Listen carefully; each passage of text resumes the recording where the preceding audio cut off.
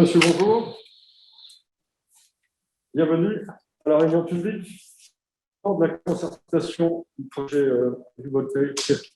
Et en route depuis le Technopole à Groenland, on vous expliquera pourquoi cette réunion publique du lancement de la concertation se fait. En tout cas, on remercie à Groenland de nous accueillir au vu des contraintes sanitaires de cette réunion publique se fait évidemment dans un format hybride, à la fois présentiel. Le nombre était limité, il est presque rempli aujourd'hui. Je remercie les participants en physique.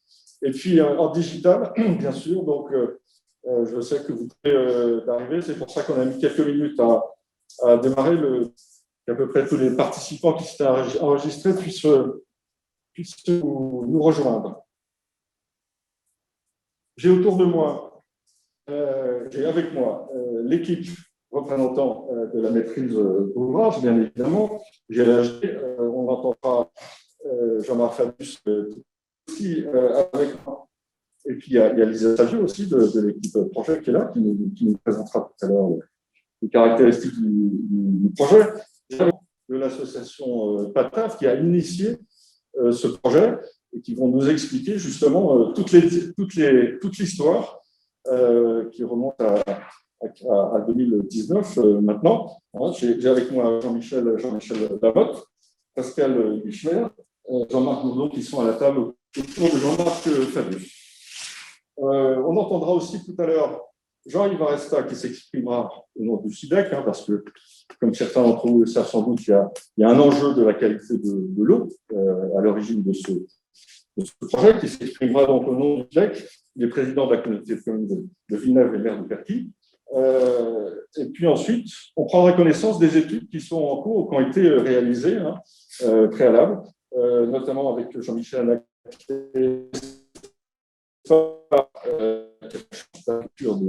des Landes, et puis Jeanne Roy, qui viendra pour le cabinet Biotope nous présenter les différentes études d'impact, faune, flore, paysage humain. Et bien évidemment, Benjamin Daubet, directeur du développement d'Agroland, viendra nous expliquer le démonstrateur qui va être élaboré sur le site ici. La réunion d'aujourd'hui, elle est dense, elle est riche, c'est normal, c'est un projet qui est lui-même très dense et très riche. On va voir très un peu ce projet avec les différentes parties prenantes, les caractéristiques du projet, les diagnostics, comme je l'ai dit, et les études en cours. Et puis, on parlera de l'information et de la concertation, parce que ce projet, vous allez voir, c'est un projet de faire ensemble. Jean-Marc Fabius va nous en parler tout de suite. À ce titre, je suis Jérôme Bourgeois du groupe ETIX qui animons la concertation. Et je vous remercie tous, en physique ou à distance, d'être avec nous. Jean-Marc Fabius, je vous laisse la parole. Bonjour, bonjour à tous, merci. Merci à tous d'être venus en physique ou en virtuel pour le démarrage de cette réunion publique. Je vais commencer un petit peu pour lancer la chose, à vous faire un peu la genèse de ce projet. Alors, c'est moi qui prends la parole en premier. Pourtant, à cette table, je suis le seul qui ne suis pas agriculteur et je vais vraiment m'effacer d'ailleurs pour leur laisser la parole parce que nous parlons ici d'un projet d'abord coopératif et qui a été lancé par le monde agricole. Nous avons été sollicités, comme il a été dit en introduction, par un regroupement d'acteurs qui ensuite se sont établis en association, l'association PATAV, et ils sont venus nous solliciter pour répondre à plusieurs problématiques. Donc, une problématique de santé publique, qui est d'abord au travers de la qualité de l'eau, une problématique de territoire, dans le sens où il fallait amener une solution à cette qualité de l'eau et une solution à la pérennisation agricole et économique du territoire, et même au-delà du monde agricole. Et ensuite, ils sont arrivés avec un projet qui nous a fait beaucoup sens parce qu'il intègre nos valeurs, à savoir la mutualisation et le travail en commun entre agriculteurs.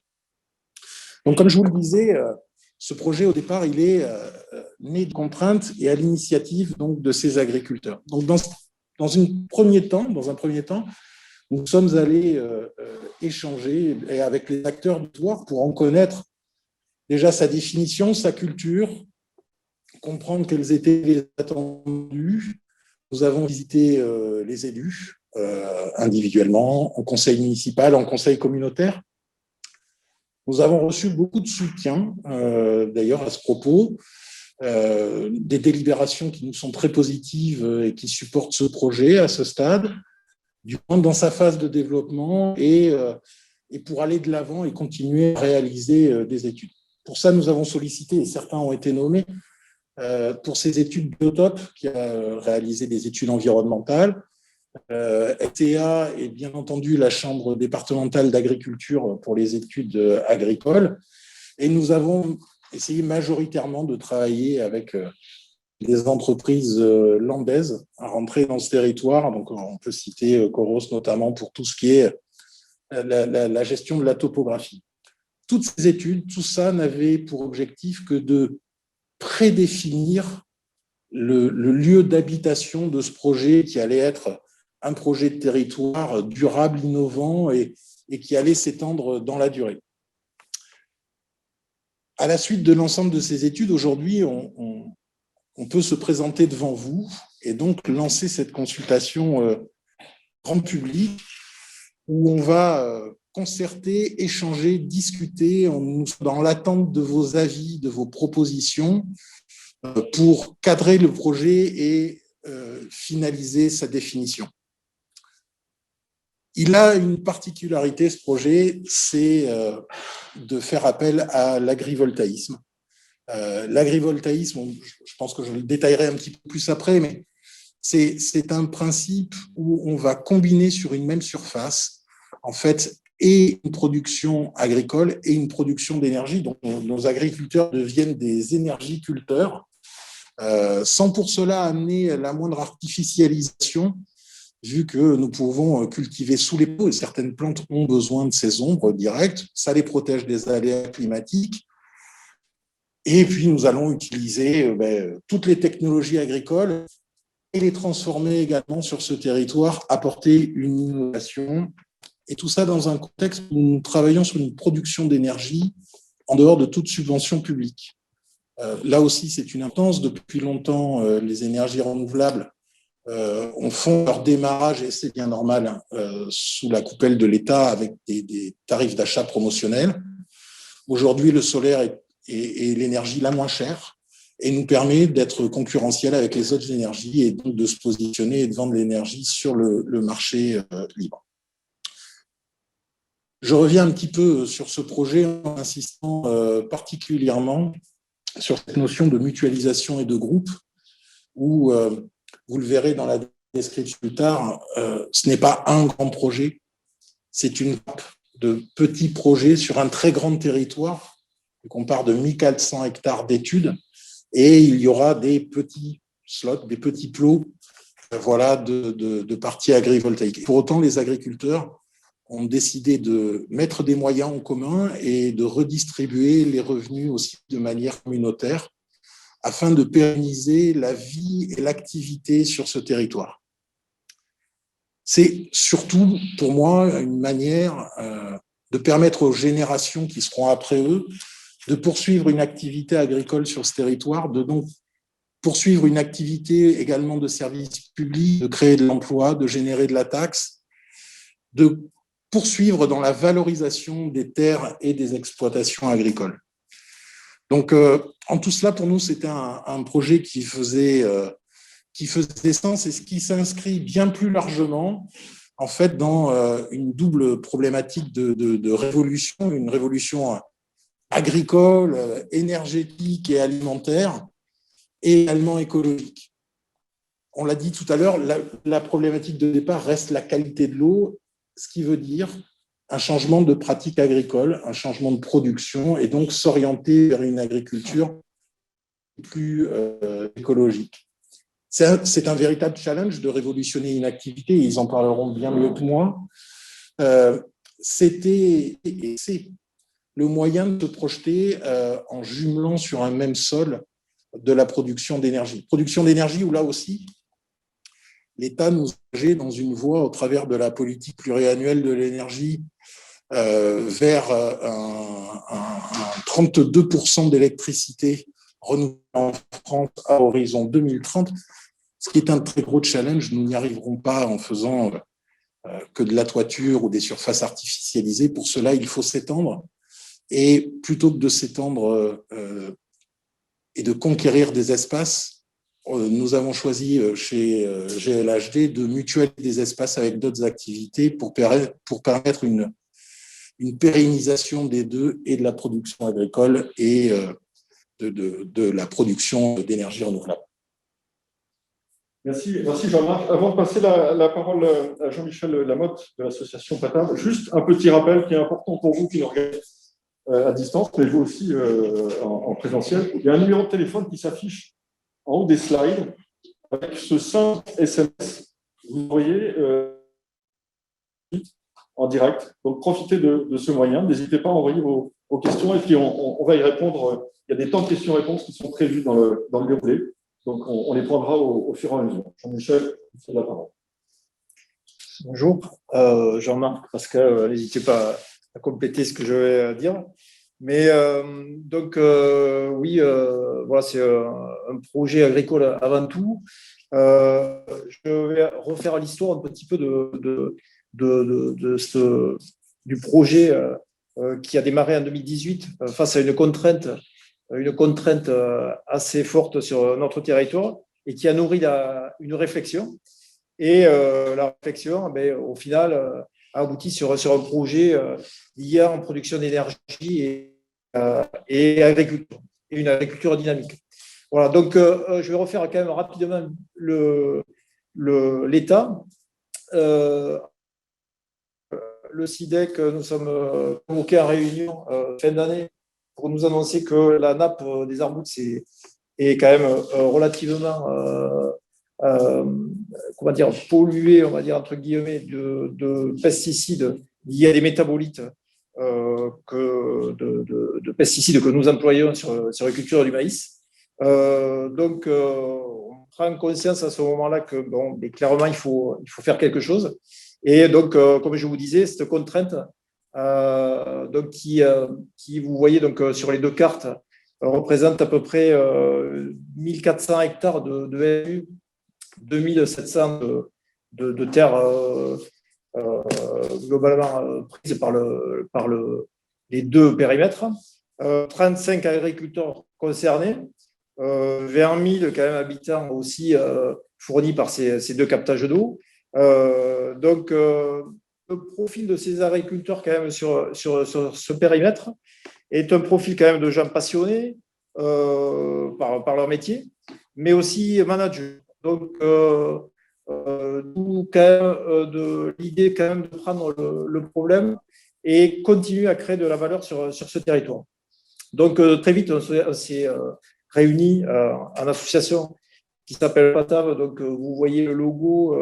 Donc Pujol territoire agrivoltaïsme, pardon, avec un projet qui s'appelle donc Terre Arboutes, Génération Solidaire, dont vous voyez aussi le logo. Donc l'idée, c'est, comme l'a dit Jean-Marc, c'est donc d'allier agriculture et production d'énergie solaire. Et donc l'idée est vraiment de se transformer par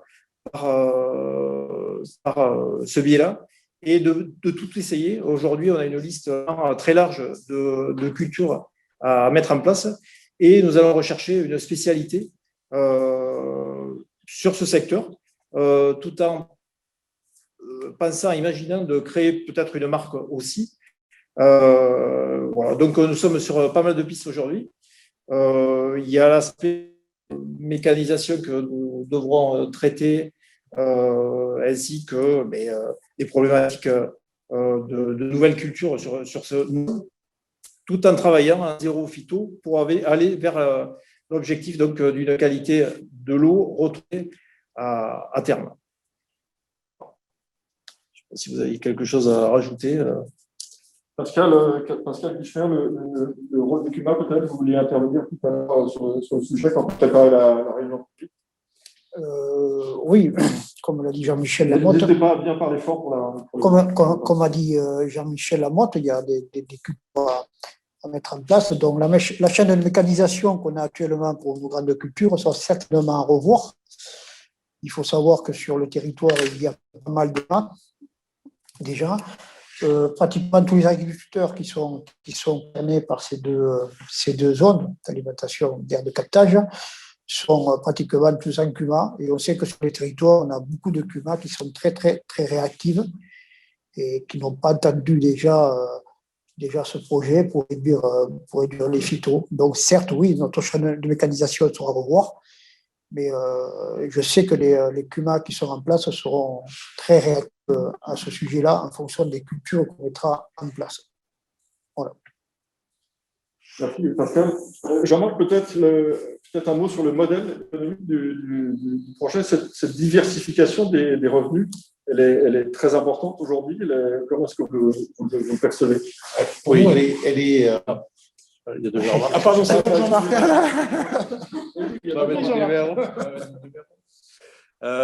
Oui, en fait, c'est très important. Le modèle économique, il tient justement par ces panneaux, parce qu'on veut mutualiser toute la zone. Si on l'a mutualisé, on l'a mutualisé. Et en la mutualisant, on garantit à tous les agriculteurs, tous les exploitants de la zone, de pouvoir rentrer dans le projet, qu'il y ait des panneaux, qu'il n'y ait pas de panneaux, et pour pouvoir justement aller dans le sens de la qualité de l'eau, quoi. C'est pour ça qu'à mon sens, c'est un équilibre à trouver entre les panneaux et les non-panneaux. Voilà. Et sachant que tout le résultat, je dirais, l'économie viendra de l'ensemble du projet, quoi. C'est-à-dire, je ne sais pas si je suis très clair dans mon explication, mais tout va ensemble, en fait. On ne peut pas dissocier l'un de l'autre. D'accord. Et je crois qu'il y a un engagement fort de la part des membres de l'association PATAF qui est vraiment de préserver les panneaux. C'est un engagement fort de l'association. Je ne sais pas si tu veux. Oui, si tu veux. Oui, c'est un engagement très fort parce que bon, si on veut pérenniser le territoire, il faut que ça dure. Donc cet engagement-là, il est sur plusieurs années. Et aujourd'hui, c'est la seule garantie qu'on a de pouvoir durer aussi longtemps. Il n'y a personne qui nous propose autant de temps pour continuer, pour s'engager là-dedans et continuer dans ces pratiques-là qu'on veut mettre en place. Alors, vous avez prononcé le mot de qualité de l'eau. Je vais peut-être demander à Yves Aresta de nous rejoindre, de prendre la place de Pascal, par exemple. Jean-Marc, entre-temps, vous vouliez faire un commentaire général. J'aurais pas mieux dit que Jean-Marc. Bon, simplement, quand même, c'est aujourd'hui que, depuis le Covid, qu'on a besoin d'une agriculture forte sur le territoire. C'est un des piliers de notre économie, quand même, en France. Dans notre territoire, Landes, mais dans un autre en particulier, où il faut maintenir quand même une agriculture dynamique. Et donc, allier vraiment agriculture et production d'énergie sur des zones à forte contrainte comme nous avons, bon, c'est là où ça a tout son sens. Et voilà, c'est un projet, en fait, de bon sens. D'accord, merci beaucoup. Jean-Yves Aresta, on l'a dit, hein, vous êtes président de la communauté de commune de Villeneuve, maire de Paris. Il y a une genèse sur la problématique de l'eau, qui est suivie bien évidemment très étroitement par le PADEC. Est-ce que vous pouvez nous retracer un peu cette histoire de l'enjeu de l'eau, de la qualité de l'eau? Alors, ça, en quelques mots, ça va être très simple parce que j'ai deux casquettes, donc je vais prendre la casquette SIDEC pour commencer. La problématique du SIDEC, c'est qu'il y a quelques années, une directive ministérielle nous est tombée sur le dos en nous disant que si on ne fait rien, on a une dérogation pour 5 ans pour commencer. Si on ne fait rien sur le territoire, l'autorisation de pompage sur les arbustes sera terminée. Donc, c'est une grosse problématique pour les arbustes parce que ça a généré des frais et des coûts aux consommateurs puisqu'il a fallu mettre des filtres à charbon pour avoir de l'eau qui soit soi-disant potable, si on peut exprimer ce terme, c'est-à-dire qu'on ait le droit de la vendre, et aussi au niveau du SIDEC, de faire des efforts sur ce qui se passe au-dessus de la nappe, c'est-à-dire que c'est les agriculteurs qui après, avec leur mode de culture, les produits qu'ils employaient, qui avaient pollué la… Alors, ce n'est pas les agriculteurs, que ça soit bien clair, ce n'est pas les agriculteurs qui ont pollué. Pour moi, c'est les gens qui ont vendu ces produits qui polluent et c'est le consommateur et les agriculteurs qui vont le payer. Mais la problématique, c'est ça. Donc, le SIDEC était obligé de faire des démarches auprès des agriculteurs pour arrêter ces productions. Donc, ce qui veut dire que ça posait une problématique aux agriculteurs que changer leur culture. Et là, les agriculteurs, et je les remercie là aujourd'hui publiquement, c'est qu'ils ont pris leur casquette. Ils ont eu la première casquette où ils étaient un peu rebelles, et je les comprends, mais au bout d'un moment, l'intelligence a pris le dessus. Ils ont travaillé comme on a travaillé au siècle dernier quelque part, c'est-à-dire qu'on travaillait en coopération entre voisins quand il y avait des gros travaux. Donc là, il y a un gros travail, c'est-à-dire qu'ils se sont réunis, ils ont travaillé aux IDATS, comme on disait à l'époque, mais à une échelle plus grosse. Donc, ils se sont mis en route pour ce projet où ils vont produire 100 mètres de produits dégradants dans le sol, ce qui, pour le est très important, puisqu'on peut espérer que si ça se met en route et que ça fonctionne, on n'aura plus dans quelques années de problèmes de qualité de l'eau en dessous. Ce qui, pour le SIDEC et pour le consommateur qui est sur le territoire, une chose. Alors maintenant, je prends ma casquette président de la communauté de communes de Villeneuve, et je parlerai aussi au nom de la communauté de Grenade qui est aussi impactée par le projet, c'est que derrière, sur le territoire, il y a deux objectifs. Soit les agriculteurs ne peuvent plus travailler et on se retrouve avec des friches et des jachères parce qu'il n'y aura plus un intérêt économique de travailler et on est quelque part, le territoire s'appauvrit. Soit les agriculteurs, ils lancent le projet, ils font leur projet, ce qui amène derrière une économie intéressante pour le territoire, parce que quand on fournit de l'énergie, il y a des taxes qui tombent, et pour tout président de la communauté de communes ou un maire, une taxe qui tombe dans sa caisse, c'est toujours la bienvenue. Et deux, ça met de la vie sur le territoire, parce que s'il y a des agriculteurs et la dynamique derrière, ce qui veut dire que les agriculteurs qui ne sont pas tous des jeunes, ils auront de la succession derrière et ils auront des jeunes qui restent sur le territoire. Et pour le territoire, pour la communauté de communes que je suis, c'est un développement, sachant que nous, sur notre territoire, l'économie qu'on n'aura pas, donc l'argent de l'économie qu'on n'aura pas parce qu'il ne viendra pas sur nos territoires. Donc, on n'a que ces projets agricoles qui tournent autour de l'agriculture, qui auront du sens et qui pourront être pérennes. D'accord, merci monsieur. Alors, dans ce que vous venez de dire, il y a deux choses que je trouve importantes qui mériteraient d'approfondir un peu. D'abord, Jean-Michel, peut-être, c'est comment concrètement ce projet Terre à Bourse va contraindre les agriculteurs à changer leurs pratiques. Est-ce qu'il y a une convention qui est prévue, par exemple, avec le SIDEC ou un engagement moral au niveau de l'association? Et puis après, on a entendu mutualiser. Donc, ça veut dire qu'il y a des gains qui vont être reversés. Alors, je ne sais pas à quelle échelle territoriale, mais c'est important de bien faire comprendre ce phénomène de mutualisation économique et financière. Oui, donc l'idée, on a deux engagements. Déjà, PATAV, donc association, où on va s'engager vers une innovation et une agriculture dynamique sous les panneaux et avec zéro phyto. Donc là, c'est là toute la problématique de la mécanisation, des productions à adapter aussi. Donc déjà, on a cet engagement, donc PATAV, et on a quand même un engagement aussi avec le SIDEC, une convention qu'on va rédiger et à but de la signer très rapidement, vers la qualité de l'eau, l'objectif commun, donc une eau de qualité à 5 ans, avec un PAT à tenir sur les.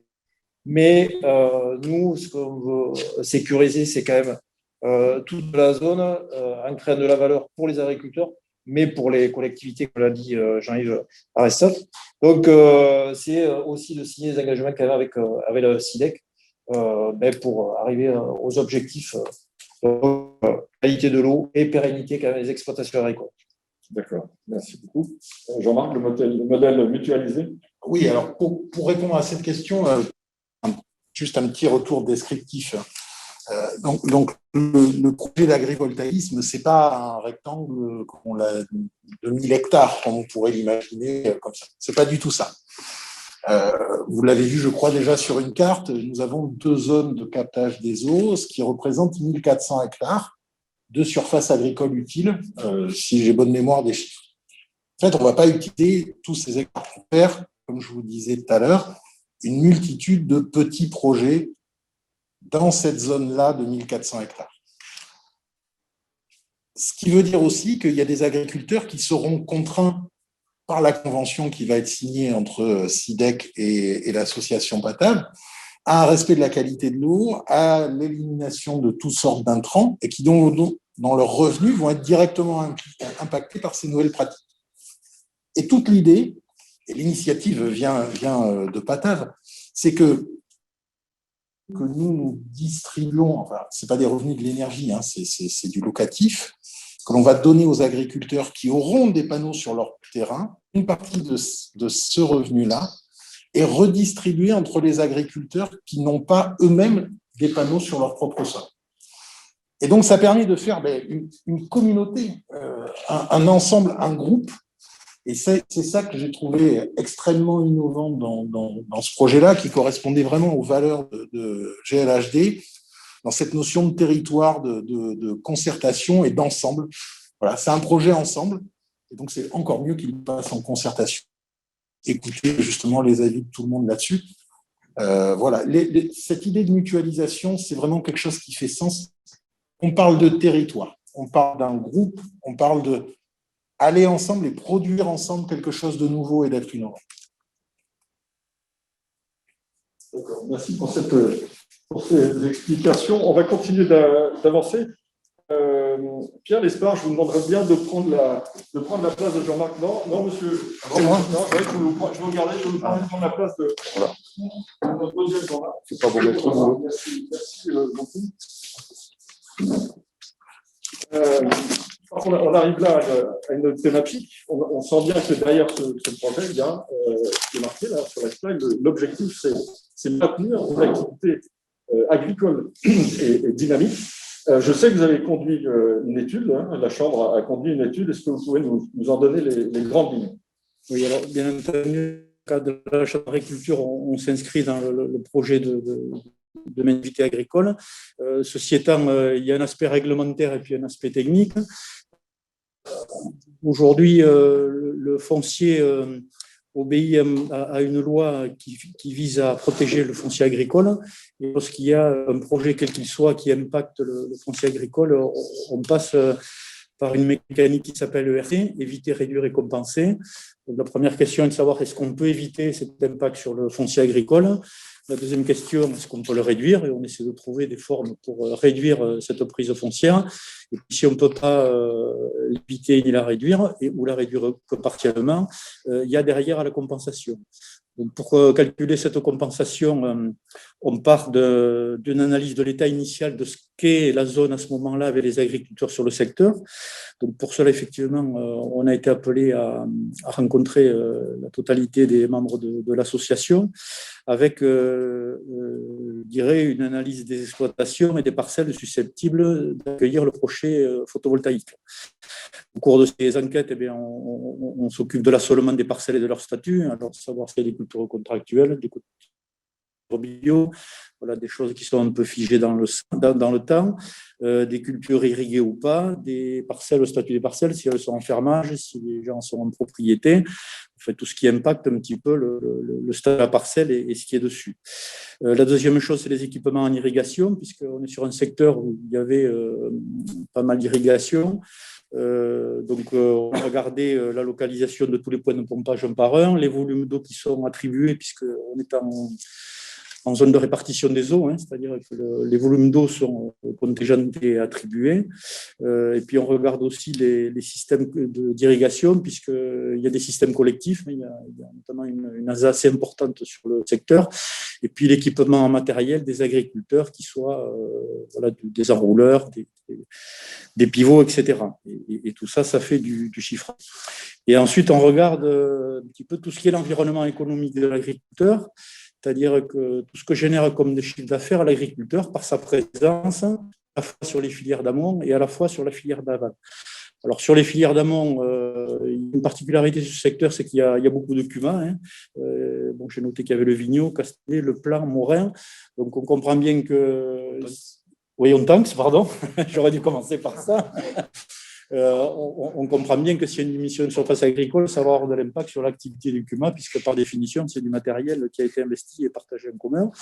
Bon, les fournitures d'amont via les opérateurs économiques, alors pour le végétal, c'est toutes les agrofournitures, les concessionnaires, tout ce qui sert à mettre en place du sol. Et puis pour les filières d'aval, pour les bovins, c'est le fonctionnement des abattoirs. On a un abattoir à Agedmo et il y en a un peu lointain à Bazas, mais qui ont besoin d'être confortés aujourd'hui. Et tout ce qui relève des volailles, il y a des entreprises type Cayor, FSO, Lafitte, etc., qui, si demain il y a moins de fournitures de volailles, évidemment, vont se trouver impactées. Donc tout ça, je vais essayer d'avancer dans là-bas. Donc tout ça, ça va permettre de chiffrer l'ensemble de ce qui se passe sur le secteur. Vous voyez, vous avez le secteur qu'on a nous-mêmes expertisé, avec pour le coup le secteur un peu sérieux de l'ensemble de cette mécanique. Donc voilà un petit peu. Donc il y a 80% du foncier agricole qui a été vu. Donc je pense qu'on peut dire qu'elle est exhaustive. Et on aura donc demain à compiler tous ces chiffrages et on va arriver, quand on aura un chiffrage un peu précis de la localisation géographique, à la capacité à calculer ce que perd l'ensemble des opérateurs liés aux agriculteurs et qui permettra de s'inscrire dans le chiffrage de la compensation. Ces dossiers sont ensuite appelés à être examinés en CDPNAF, qui est une commission départementale des espaces naturels et forestiers, qui se réunit une fois par mois et qui voit l'ensemble des projets agricoles de prise foncière de ce type-là, entre autres. Voilà. Et donc, c'est ça qui permettra de calculer la volumétrie de la compensation à imaginer. Voilà. Merci beaucoup. Peut-être juste avant de prendre des questions, je vais arriver à ça, un mot en tant qu'élu du territoire sur cette création de valeur. Pour nous, élus du territoire, s'il y a de la richesse qui est produite et qui envoie des taxes, parce que là, je parle purement financier d'une structure, sachant que la communauté de communes de Villeneuve est une communauté de communes qui n'a aucune ressource venant de l'industrie ou d'ailleurs, c'est-à-dire nous vivons de rien du tout, pratiquement. C'est-à-dire que si quelqu'un vient et qui nous amène une richesse par le biais du photovoltaïque, puisque le photovoltaïque, pour l'instant, ramène des taxes dans les caisses de la communauté, si je vous parle purement argentier, moi, vous pouvez me couvrir le territoire de photovoltaïque. Donc, parce que derrière, on fait des routes, on fait des écoles, on fait tourner le truc. Si on n'a pas des ressources économiques, nos territoires mourir à petit feu, puisque si vous n'avez pas d'argent à l'heure actuelle, vous mourrez. Donc, on n'a pas envie de mourir. Donc, tout ce qui peut nous amener de la richesse, et en plus d'amener de la richesse avec une activité qui n'est pas délocalisable, qui est verte, qui est carrément dans ce qu'on appelle le nouveau monde, mais on ne peut être que derrière. Je ne vois pas pourquoi on irait se battre alors qu'on a de la richesse et de l'évolution sur notre territoire donc, qui arrive. Donc, on ne peut que s'en féliciter.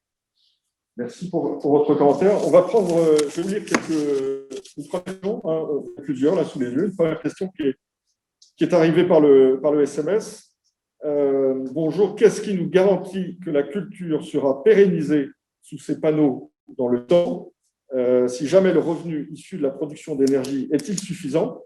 Y a-t-il une réglementation qui encadrerait l'agri-photovoltaïque et obligerait une culture pour percevoir le revenu de l'énergie? Merci pour votre question. Qui veut y répondre?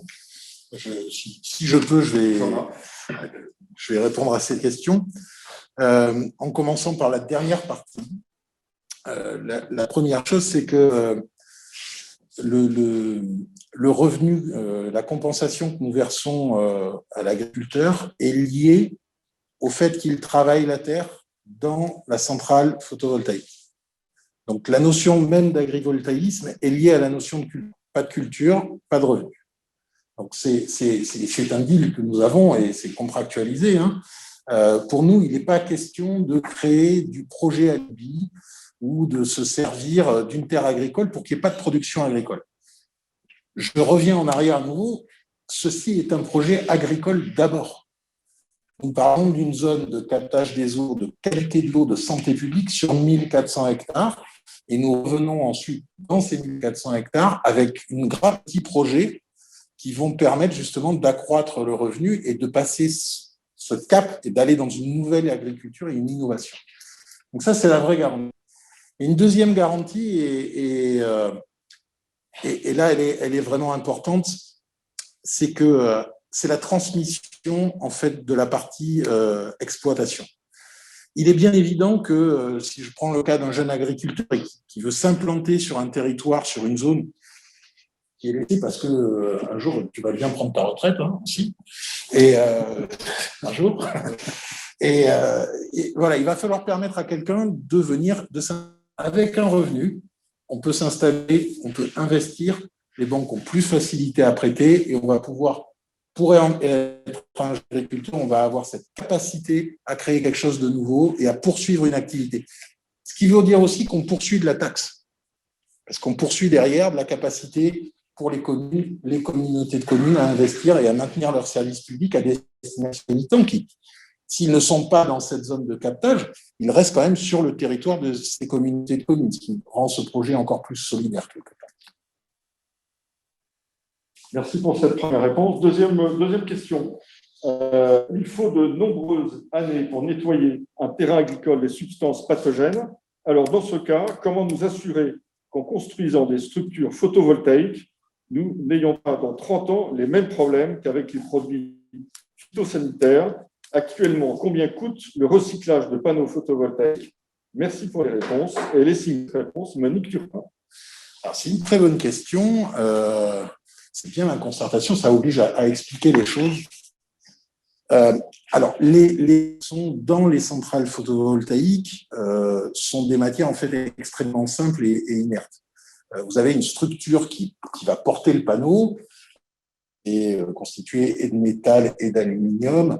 Donc, ce sont des matières qui sont recyclables, où on sait qu'il n'y a pas de transmission qui ne vont pas polluer.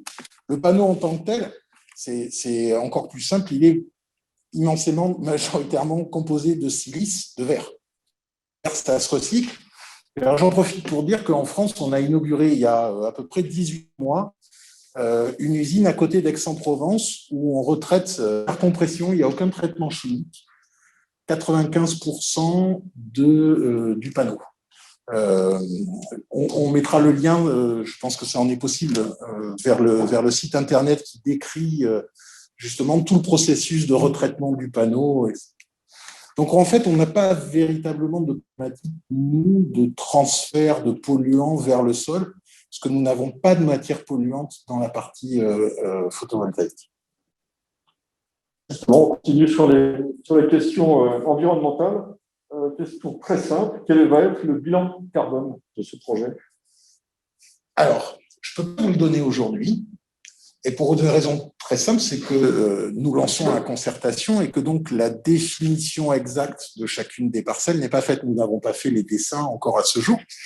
On va discuter lors de cette concertation pour voir l'insertion paysagère notamment, les relations avec l'espace, au fil de l'eau dans cette concertation qu'on va finaliser l'ensemble. Tout ce que l'on peut dire, c'est que globalement, la fabrication d'une centrale photovoltaïque, enfin des panneaux, fait que le bilan carbone, fabrication du panneau, transport, recyclage, plus l'ensemble des éléments de la centrale, le retour sur investissement, si je peux dire au niveau carbone, se situe entre 2 et 3 ans.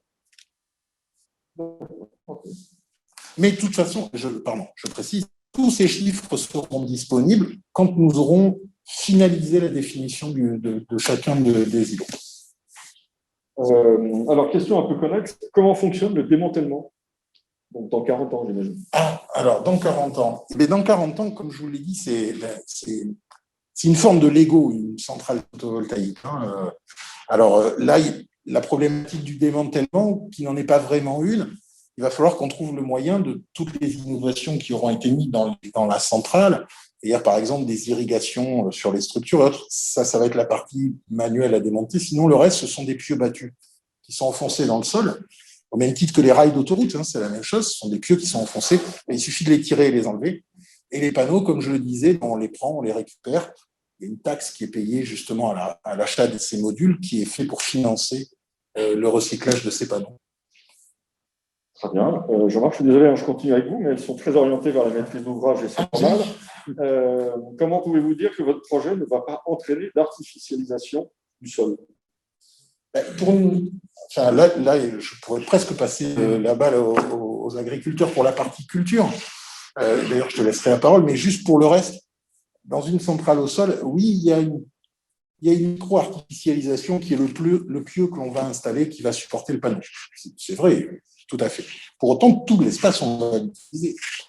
Il y a des chemins pour accéder justement, mais ce sont les chemins qu'utilisent les tracteurs au même titre que n'importe quelle exploitation. Alors peut-être je te laisse parler sur les cultures que vous envisagez. Il y a un slide après-midi, je crois. Oui, il y a une slide.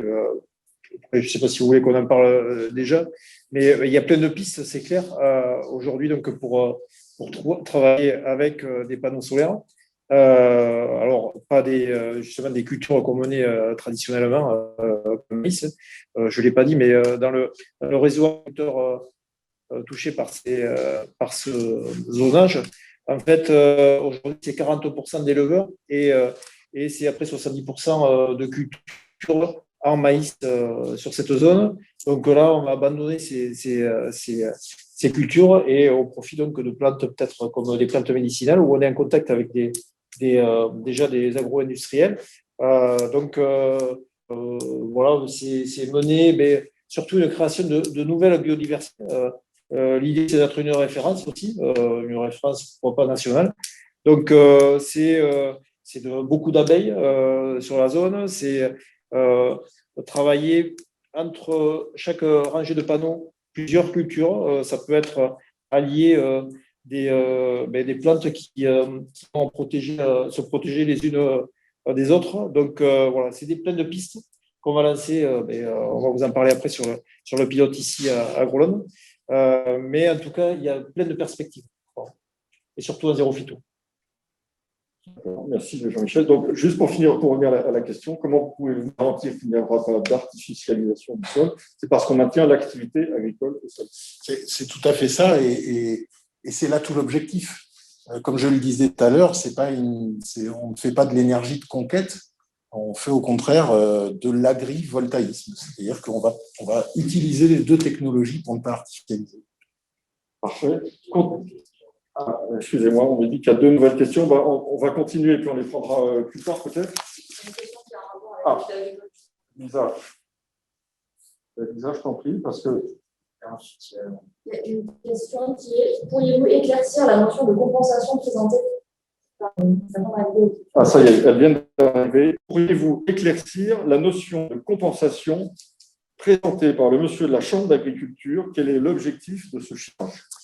Alors, la compensation agricole, elle est destinée, alors d'abord, c'est une compensation collective, hein, c'est-à-dire elle ne revient pas individuellement à chacun des agriculteurs, c'est une compensation collective. Elle est fixée par le cadre de la loi, comme c'est noté sur le slide que vous devez avoir à l'écran. Et cette compensation est chiffrée, comme je l'ai expliqué, mais peut-être ce n'était pas suffisamment détaillé, sur le calcul de la perte générée par la non-exploitation agricole autour de ça. Et donc, comme je l'ai expliqué, il y a les agriculteurs qui ont une perte même, mais il y a aussi les opérateurs d'amont, on a cité les climats, on a cité les agrofournitures, on a les opérateurs d'aval, et c'est ce chiffrage qui fait la compensation collective. Cette compensation collective, ce chiffrage de compensation collective, il est redistribué, il est destiné à être redistribué sur la zone. Alors, ce n'est pas nécessairement des euros. on a déjà quelques expériences en matière de compensation collective. Je pourrais en citer un qui est le plus emblématique avec un carrier qui prenait de la terre agricole pour l'extension de sa carrière et qui, en compensation, a stocké l'eau de la carrière à destination des agriculteurs et qui a permis de conforter des cultures dans une zone où les sécheresses successives faisaient qu'il n'y en avait plus. Donc, à partir de ce chiffrage, on calcule un petit peu la charge de chacun, c'est un équilibre, et du coup, il y a bien économique sur le territoire après la compensation de la perte agricole. Voilà. C'est un peu technique, je suis désolé, mais j'espère que je suis assez clair. C'était très clair. Vraiment que vous vouliez réagir. Il y a d'autres questions qui continuent d'arriver. Je ne vais pas réagir à cette intervention, mais plutôt compléter ma précédente. On parlait d'artificialisation, que c'est un moment fort où on doit faire des choix en fait et définir les choses. Pour nous et très clairement pour le monde agricole et pour passer à l'artificialisation, il faut savoir que nous faisons de l'agrivoltaïsme dynamique, c'est-à-dire que les panneaux vont bouger pendant la journée. Vous allez avoir de la culture de plantes en dessous. Certaines plantes ont la nécessité d'avoir de l'ombre, notamment au moment le plus chaud, pour que leurs fruits, ou leurs fleurs ou leurs feuilles restent dans un état qui soit convenable et qui soit commercialisable après. On se rend compte également que dans les centrales agrivoltaïsme où il y a de l'élevage, voilà, ces panneaux toujours dynamiques, ou même pour certains fixes, permettent aussi un bien-être animal, un refuge très clair sur les événements météo, que ce soit la grêle, la pluie ou des excès de chaleur, qui leur permettent de s'ombrager à ce moment-là. Et d'ailleurs, dans toutes ces centrales, il y a une continuité de toute la couche végétale au sol qui n'est pas impactée par ces centrales. Parfait. J'ai une autre question d'un monsieur Yannick Lux. Bonjour, si vous n'utilisez pas les subventions ni les compléments de revenus, entre parenthèses, obligations d'achat, loi solaire, à qui prévoyez-vous de vendre cette énergie produite et sous quel modèle? Ça, c'est une question extrêmement intéressante parce qu'en fait, c'est un nouveau modèle. Alors, c'est un nouveau modèle pour la France, mais c'est un modèle qui existe depuis toujours en fait, à l'étranger et notamment avec les énergies renouvelables. Le modèle, il est extrêmement simple, c'est qu'aujourd'hui, l'énergie solaire que l'on produit sur des grandes surfaces est produite à un prix qui est compétitif avec le marché de l'électricité. Donc, le marché de l'électricité, il est alimenté par le charbon, le gaz, le nucléaire.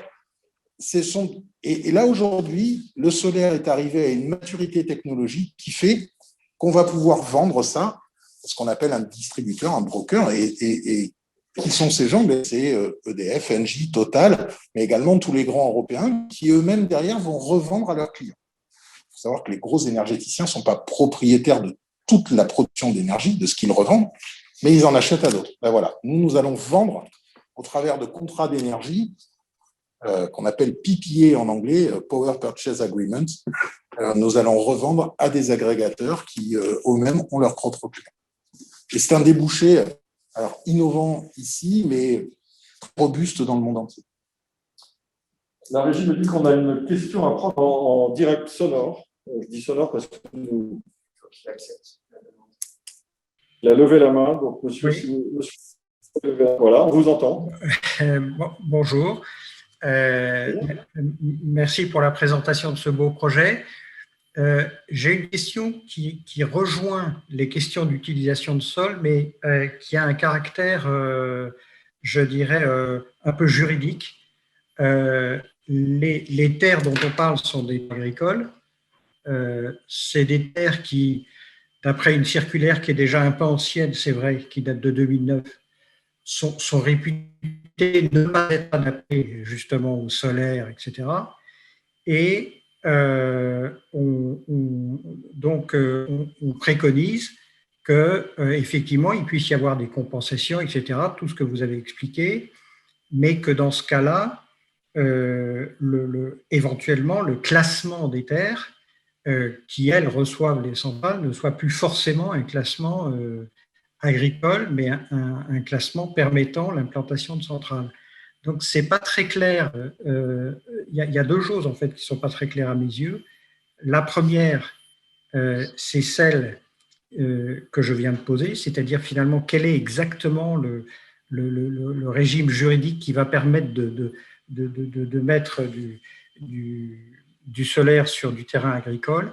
Et la deuxième qui est assez liée, c'est qu'on voit que pour une centrale au sol avec des panneaux orientés au sud, en gros, on couvre la moitié du sol par des panneaux et l'autre moitié restant libre. En gros, c'est 1 mégawatt pour 2 hectares. Et là, finalement, tel que je le comprends dans la présentation, vous avez à peu près la même densité de panneaux. Vous avez à peu près le même type de densité. Donc, finalement, ça ressemble terriblement à une centrale au sol classique. Je n'ai pas vu, en tout cas dans votre présentation, de particularité, à part le fait que vous avez longuement décrit que, effectivement, la culture elle-même est très vertueuse, pas de phytosanitaire, etc., etc. Donc, est-ce que vous pourriez préciser finalement à la fois cet aspect un peu juridique et puis ce côté un peu technique, finalement, en quoi la centrale diffère-t-elle d'une centrale normale, quoi? Merci beaucoup pour votre question, monsieur. Alors, merci beaucoup. Alors, je vous avoue que sur la partie réglementaire, je ne suis pas le plus sachant. Je pense que la DTTM répondrait bien mieux que moi. Ce que je peux vous dire, c'est qu'en fait, on ne change pas la propriété et l'objectif du sol. Donc, cela reste une terre agricole parce que l'activité reste agricole sur ce terrain. Pour autant, on peut ce qu'on appelle l'indicer, c'est-à-dire que l'on va demander une révision des documents d'urbanisme pour que cette zone A, dans l'urbanisme, devienne APV pour photovoltaïque et permettre ainsi, dans sa définition, qui est là et spécifique à chacun de ces documents, permettre l'intégration d'agrivoltaïsme dans l'activité agricole. Concernant la centrale, mais là aujourd'hui, comme on l'a dit tout à l'heure, et c'est là tout l'intérêt de la concertation aussi, nous n'avons pas fini toutes les études. Et nous prenons une multitude d'avis, et notamment encore les avis de la Chambre départementale d'agriculture, de NCA, qui est un autre bureau d'études spécialisé en agronomie et en agriculture qui nous accompagne, afin de le type de culture que nous pouvons mettre en place. Et dans ces cas-là, majoritairement, nous n'utiliserons que peu, en fait, des structures fixes qui sont orientées sur les, mais plutôt des suiveurs solaires qui sont des tables orientées nord-sud et qui, en fait, permettent le passage du tracteur entre ces tables avec des écartements qui soient suffisamment larges pour permettre la mécanisation. Et là, on a là aussi un gros travail encore à mener avant la réalisation sur des nouveaux types de mécanisation avec de nouvelles cultures. Donc, non, nous ne sommes pas proches d'une centrale photovoltaïque classique, bien que les composants soient les mêmes, mais l'objectif n'est pas le même vu qu'il a un service agricole à mener en plus de son service de production d'énergie. Merci Jean-Marc, merci à tous pour vos questions. Il y aura un nouveau temps de questions-réponses à la fin de la deuxième partie de cette réunion publique, toujours avec le numéro de SMS qui s'affiche. Juste un commentaire positif qu'on a reçu, donc je vous le lis comme on vient de le recevoir. Super projet, hâte de voir émerger davantage d'initiatives de ce type. Les agriculteurs et producteurs d'énergie s'associent vertueusement sur un projet local et non subventionné. Que demander de plus? Voilà, c'est dommage, ce n'est pas signé. En tout cas, merci pour votre commentaire. On va avancer dans cette deuxième partie. Je vais demander à Lisa GLHD de nous rejoindre pour présenter les caractéristiques. L'intervention de Jean-Michel à la clé. Comme il est sorti,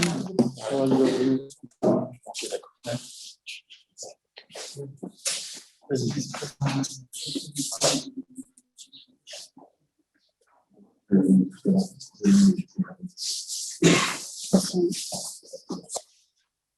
Donc, c'est un projet à l'échelle du territoire qui s'inscrit sur 6 communes donc, et 3 communautés de communes, enfin, une sur laquelle il y a juste une zone d'études.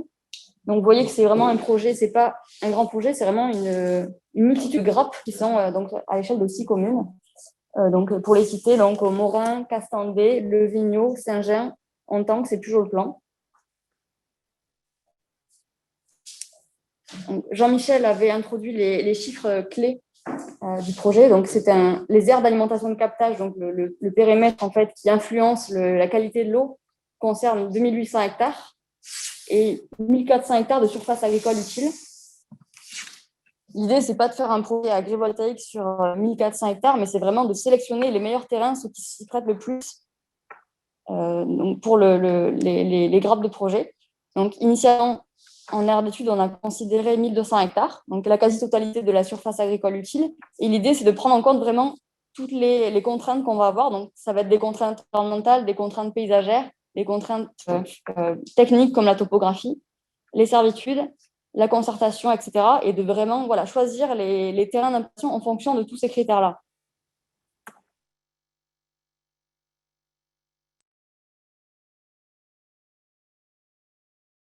D'euros d'investissement.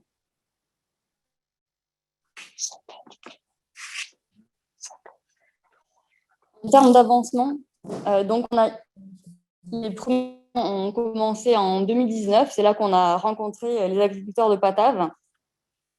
Donc on a, on va dire, découvert le territoire, rencontré les premiers élus à ce moment-là. Et on a initié les études d'impact en 2020. Donc l'année 2020, ça a vraiment été l'année du diagnostic à la fois environnemental, paysager et agricole aussi. Et donc cette année-là, 2021, elle est vraiment axée plus donc, sur la concertation et sur la conception vraiment du projet, à la fois sur son volet photovoltaïque et sur son volet agricole. Donc les études menées avec notamment la Chambre et NCA vont permettre vraiment d'aider les agriculteurs à définir leur projet agricole, à définir ce qu'ils veulent faire sur les terrains. Et donc, l'objectif est de déposer après les dossiers de permis de construire en milieu d'année, donc plutôt juin-juillet. Et ensuite, donc après, on a un an d'instruction où il y aura une enquête publique aussi également qui permettra de consulter à nouveau la population. Je vais essayer de parler en fait. Alors, Benjamin, je vais vous demander Benjamin Lobel, directeur de développement d'Agroland, je vais vous demander de nous rejoindre, de prendre la place de Jean-Yves, si vous voulez bien. Merci beaucoup. Pour nous expliquer ce démonstrateur qui est en préparation du projet Terre. Merci. Donc, avant de parler en détail du pilote expérimental qu'on envisage ici à Omoko, je vais vous parler un peu plus de la structure Agroland. Donc, Agroland, nous sommes une technopole d'innovation spécialisée dans l'agriculture et l'agro-industrie. Une technopole qui s'articule autour d'une structure juridique, comme un groupement d'intérêt public qui regroupe des entités publiques et privées, comme son nom l'indique. Et notre particularité, c'est aujourd'hui d'être soutenu par les collectivités, principalement le conseil départemental, également des structures comme la Chambre d'agriculture, la Chambre de commerce et la Chambre d'industrie. Mais notre particularité, c'est que notre technopole a une dimension entrepreneuriale. Et aujourd'hui, 25% de notre capital est détenu par un collectif d'entreprises, sous l'égide d'un groupement d'intérêt économique, dans lesquels vous allez trouver la plupart des entreprises agricoles et agro-industrielles de notre département. Et cette base de développement aujourd'hui, nous l'articulons autour du bâtiment dans lequel vous êtes aujourd'hui. C'est une pépinière d'entreprise dans laquelle l'entreprise GLHD a aménagé d'ailleurs. Oui, nous sommes maintenant une entreprise aussi landaise et pas simplement bordelaise. Donc, dont le siège landais est ici, et également un parc d'activités que vous avez à proximité de ce bâtiment, qui aujourd'hui est en phase d'aménagement, la première phase d'aménagement, donc sur une surface de 12 hectares. Et ce parc d'activités aujourd'hui, nous l'envisageons sous plusieurs formes. D'abord, accueillir des activités de production, donc des entreprises, accueillir également des plateformes et des halles technologiques dans lesquelles on va pouvoir expérimenter. Et au-delà de ça, mettre en place une ferme expérimentale autour des technologies en production végétale et en production animale. Ce qui me permet d'introduire la notion du pilote qu'on envisage de mettre en place sur ce parc d'activités, donc sur une surface de 1 hectare. L'objectif étant d'avoir un banc d'essai expérimental de l'écosystème Agroland et donc du territoire sur lequel on va pouvoir valider des itinéraires agricoles, aussi bien au niveau des cultures que des techniques d'irrigation, mais aussi des techniques de machinisme. Donc aujourd'hui, ce pilote, il est bien avancé sur le papier. La zone en question, elle est située tout au bout de la parcelle, au-delà du rond-point. Donc on n'est pas sur la zone que vous voyez, mais au-delà du rond-point. Et aujourd'hui, on est donc sur un pilote, comme je l'ai indiqué, qui permettra de valider des cultures. Donc, nous sommes en réflexion sur ce point-là. Également, d'adresser aussi des itinéraires techniques sur l'irrigation et sur le machinisme. Au-delà de ça, quand je vous parlais de l'agro-solaire, sur ce pilote, nous envisageons l'agro-solaire comme étant une technologie qui va permettre d'associer production agricole et production végétale, sachant que nous, ce qui nous intéresse, c'est la technologie du pilotage de l'ombre, et donc les fameux trackers qui seront… Donc, tout le pilote sera installé avec des panneaux mobiles, donc avec un pilotage de l'ombre apporté sur la plante. Et ce qui nous intéresse là-dedans, c'est de démontrer que la technologie et le pilotage de l'ombre peuvent avoir un effet bénéfique pour la production agricole qui sera adressée en dessous. Donc, il y a un véritable enjeu sur les cultures associées qu'on va mener sur ce pilote, et ce, en accord avec GLHD, en partenariat également avec les agriculteurs de l'association et l'ensemble des partenaires qu'on a dans notre écosystème agronome. Oui, c'est pour nous, dans le cadre aussi de cette concertation, une étape particulièrement importante avec ce pilote, parce que on veut également que ça en soit un véritable laboratoire de l'agriculture de demain, tester de l'innovation, c'est du monitoring de plantes, de certains types d'arrosage, de la digitalisation de l'agriculture. Pour ça, dans ce pilote, on va bien sûr accueillir tous les industriels du secteur landais qui sont aujourd'hui innovants dans leur secteur de marché. On souhaite accueillir également de l'université. Bien entendu, les résultats de ces recherches-là seront disponibles. Et on souhaite amener, au travers d'un comité d'innovation et recherche, un pilotage de ce pilote, au travers d'un second comité qui, lui, aura pour objectif de faire des bilans. Et on espère qu'il y aura de très beaux succès. Et on passera très sûrement par des échecs. Et il y a certaines cultures ne fonctionneront peut-être pas, mais au moins on les aura testées, on aura exploré des pistes. Et c'est vraiment ça, faire de la recherche et du développement, c'est aller dans de nouvelles voies, en retenir certaines et en abandonner d'autres. Et pour compléter ce que vient de dire Jean-Marc, sur ce même pilote, au niveau des expérimentations qu'on va mener, on souhaite, nous, que les études de suivi agronomique, de suivi environnementaux qui seront menées, puissent être menées par des structures références et neutres en la matière.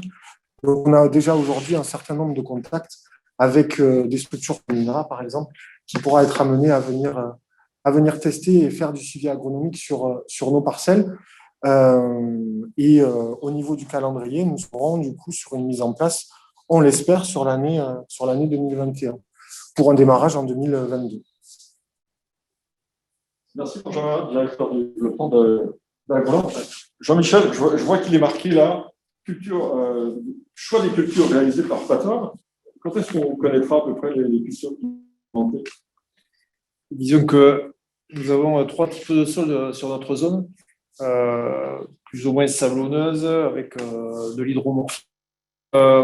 L'idée, c'est d'adapter le projet ici, enfin le démonstrateur, l'adapter à notre. Donc l'idée, c'est de partir sur des pistes aussi de marché qu'il y a, puisqu'on a quand même des contacts bien avancés avec quelques agro-industriels. Et ça va être de tester ces plantes-là. Donc, je vous disais tout à l'heure, plantes médicinales, aromatiques, mais aussi ça va être des fruits rouges. Il y a le kiwi aujourd'hui en Thaïlande où il y a un réel marché. Donc, c'est aussi d'adapter quand même le kiwi, qui peut s'adapter sur certaines zones de chez nous, sur des terres un peu plus alluvionnaires. Donc, voilà, plein de pistes, je vous disais. Aujourd'hui, on ne s'est pas encore limité mais ce qu'on recherche, c'est quand même une spécialité. Et que cette zone-là, voilà, comme les pays avec le kiwi, que cette zone-là, voilà, on a la piste du chou par exemple. Donc voilà, plein de solutions, mais on n'est pas encore bien arrêté. C'est pour ça que le pilote est très important. Et il permettra également de tester de multiples cultures et cultures qui se répondent les unes aux autres dans un circuit entre élevage, maraîchage, parce qu'il faut de l'engrais, mais de l'engrais là qui devient naturel. Je te laisse. Oui, c'est vrai que j'ai commencé tout à l'heure à vous dire qu'il y avait quand même 40% d'éleveurs sur le secteur. Il y aura de l'élevage sous ces panneaux quand même, puisqu'il nous faut des surfaces. Et ça va nous servir aussi d'être autonome en matière organique, parce que bon, on est parti quand même sur du zéro phyto, voire du bio. L'enjeu, c'est quand même aussi d'être autonome en matière organique. Voilà, donc c'est aussi important d'avoir de l'élevage sur cette zone. Voilà. Donc c'est allier élevage, culture, faire tourner de la rotation, créer de la biodiversité avec tout ça. Voilà. Donc vraiment une nouvelle façon de et d'être innovant quand même aussi. Hein.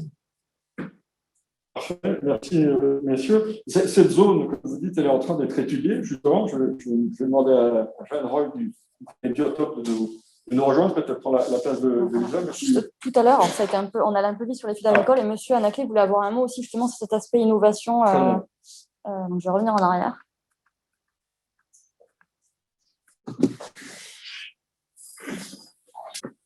Monsieur Anaké, très bien. On vous accueille. Merci. Merci. Bon, je ne vais pas être très long, je ne vais pas répéter ce qui a été dit. Simplement sur l'aspect plus politique du rôle de la Chambre dans ces actions-là. La Chambre, dans ses missions, effectivement, a celle d'accompagner les agriculteurs, les entreprises dans un certain nombre de démarches. Et pour ce qui est d'accompagner les agriculteurs, c'est celle d'accompagner les agriculteurs pour qu'ils continuent à s'adapter aux nouvelles exigences et aux nouvelles contraintes. Donc, on est tout à fait dans ce rôle-là, hein, de chercher à ce que l'agriculture sur ce territoire-là perdure, continue à créer de la richesse et de l'emploi, et malgré tout, continue à s'adapter aux nouvelles exigences de la société et aux nouvelles contraintes qui sont des contraintes réglementaires pour un certain nombre. Voilà. Donc, effectivement, permettre à l'agriculture de vivre et à l'économie du territoire de continuer à exister et à se développer. Et là, je crois, il y a une symbolique forte qui, en étant ici à Agroland, c'est qu'on a été un des premiers partenaires d'Agroland, la Chambre d'agriculture, parce que suite différents épisodes, et je crois que le grand déclencheur, ça a été le premier épisode d'influenza aviaire, qui a été de dire que quand on a des crises comme ça, on a l'obligation de répondre, de trouver des solutions pour adapter l'agriculture, et en l'occurrence l'élevage, là c'était le cas, de là. Et donc, on a été un des premiers partenaires. Et je pense qu'Agroland, et en étant dans Agroland, avec les entreprises qui voudront bien y adhérer, on a un énorme travail à faire pour construire la ferme du futur qu'on a appelée, c'est-à-dire ce qui sera l'agriculture de demain, quoi. Voilà. Donc, voilà, c'est ce que je voulais dire en terminant et en remerciant effectivement Agroland de développer des pilotes qui vous permettent d'expérimenter un certain nombre de choses. Alors, avec un peu d'actualité, c'est que vous avez très sûrement vu aujourd'hui dans le journal Sud-Ouest, il y avait une double page sur la crise que traverse la filière palmipède, enfin volaille en général. Et voilà typiquement la sécurité que l'agrivoltaïsme peut aussi donner à des exploitations agricoles qui, en 6 années, viennent de traverser 6 années de crise avec différents virus qui attaquent les volatiles.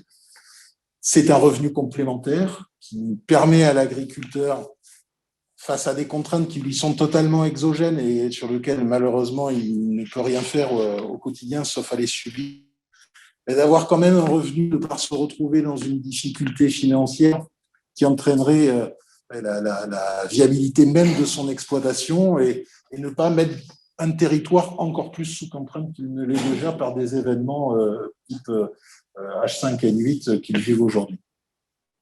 On vient d'ouvrir un poste à la Chambre en embauchant quelqu'un qui est embauché aujourd'hui, qui est recruté, sur la recherche et le développement, qui sera donc, je pense, à même travailler ici dans cette structure-ci, en partie, pour chercher à ce que l'agriculture continue à s'adapter à ces nouvelles contraintes, à ces nouvelles exigences, et ne pâtisse pas, ce serait bien dommage, parce que derrière, il y a quand même de la rajouter, il y a de l'emploi. Pour un territoire comme celui-ci, je crois que c'est malgré tout essentiel. Voilà, il y a de l'emploi. Jean-Michel, il y a beaucoup de gens sont en train de s'exprimer par le SMS.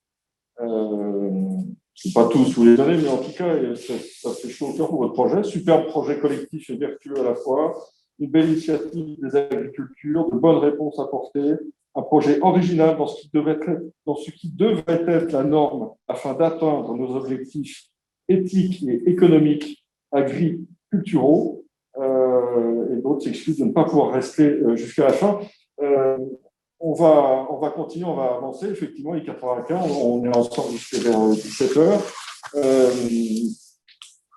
Merci pour vos... Ah, il y a encore une nouvelle question qui vient arriver. Si, pardon, une question très précise. Pensez-vous tester des cultures plus connues et plus répandues dans les conditions pédoclimatiques du sud-ouest comme le maïs, le blé? Non. Voilà. On les connaît parfaitement, donc on n'a aucun intérêt et on sait que oui, ça peut s'adapter. Il y a quand même aussi un élément à prendre en compte, il y a l'agroforesterie, c'est de plus en plus répandu maintenant, enfin, on essaie de le répandre en France. L'avantage d'implanter des cultures sous des panneaux solaires, c'est que c'est exonère quand même des racines, la concurrence des racines des arbres.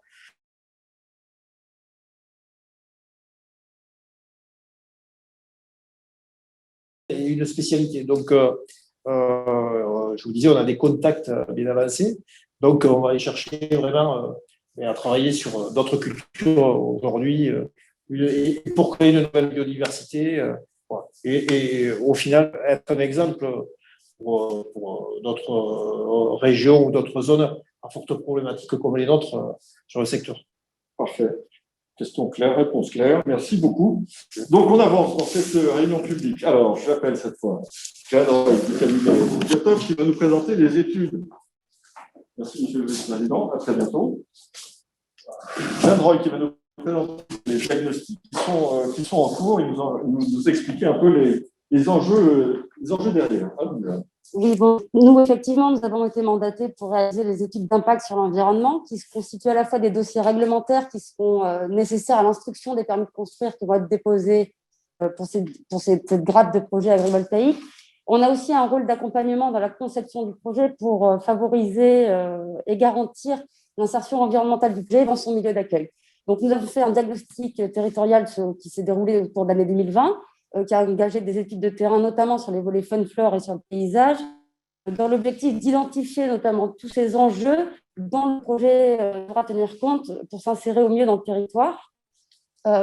Donc, ici, vous avez une diapositive sur les usages et les pressions de la ressource en eau. Bon, je crois qu'on a largement abordé ce sujet déjà dans la présentation. Donc, les usages et les pressions, ils sont essentiellement agricoles sur ce territoire. On est sur la limite du bassin versant entre le Ludon, qui est un affluent de la Midouze, et puis l'Adour, qui s'écoule plutôt au sud du territoire.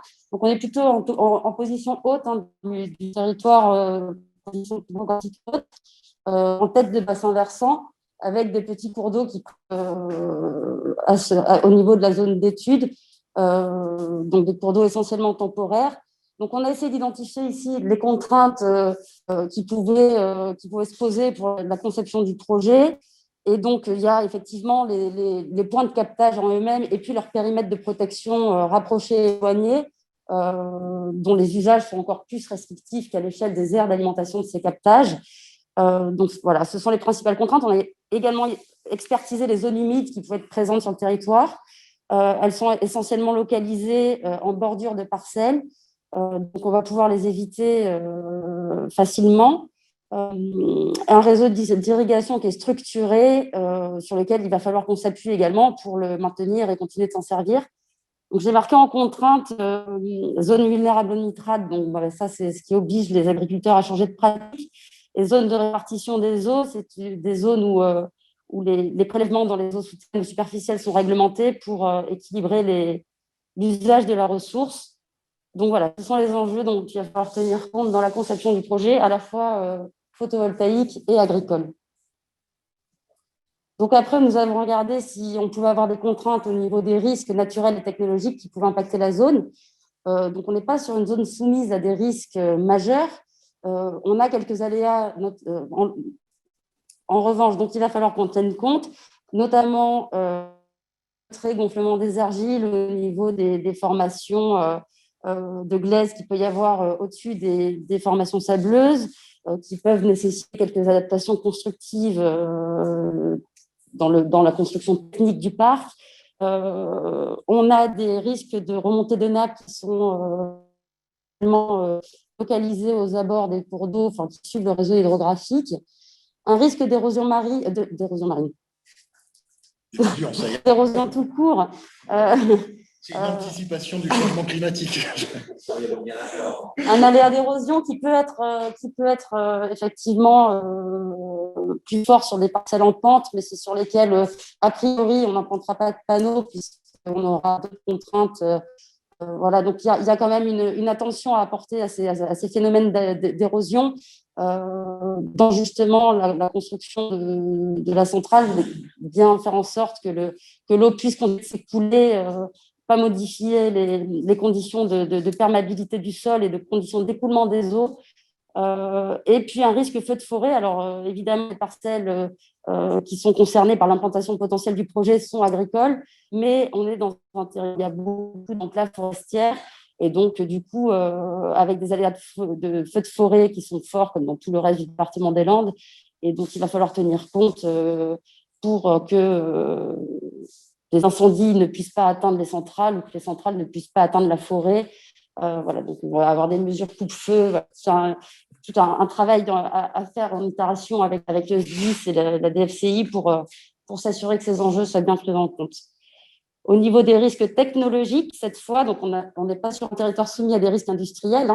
Voilà, on a quelques servitudes d'utilité publique à prendre en compte qui sont notamment liées au réseau routier. Voilà, il y a des servitudes, des bandes inconstructibles de part et d'autre de l'autoroute et de la RD 934 qui sont classées voie express. Il y a des bandes de recul dont on va tenir compte également pour l'implantation des parcs vis-à-vis des routes départementales pour garantir que les installations soient bien en adéquation avec l'environnement de la route. Et on a une ancienne canalisation de gaz qui traverse le territoire, mais qui n'est plus qu'exploitation de Lussanier, mais qui n'est plus du tout en exploitation. Donc voilà, donc on est sur une zone qui est peu contrainte vis-à-vis des risques technologiques, mais dont on a quand même tenu compte dans notre définition des zones que l'on conserve pour l'implantation du projet.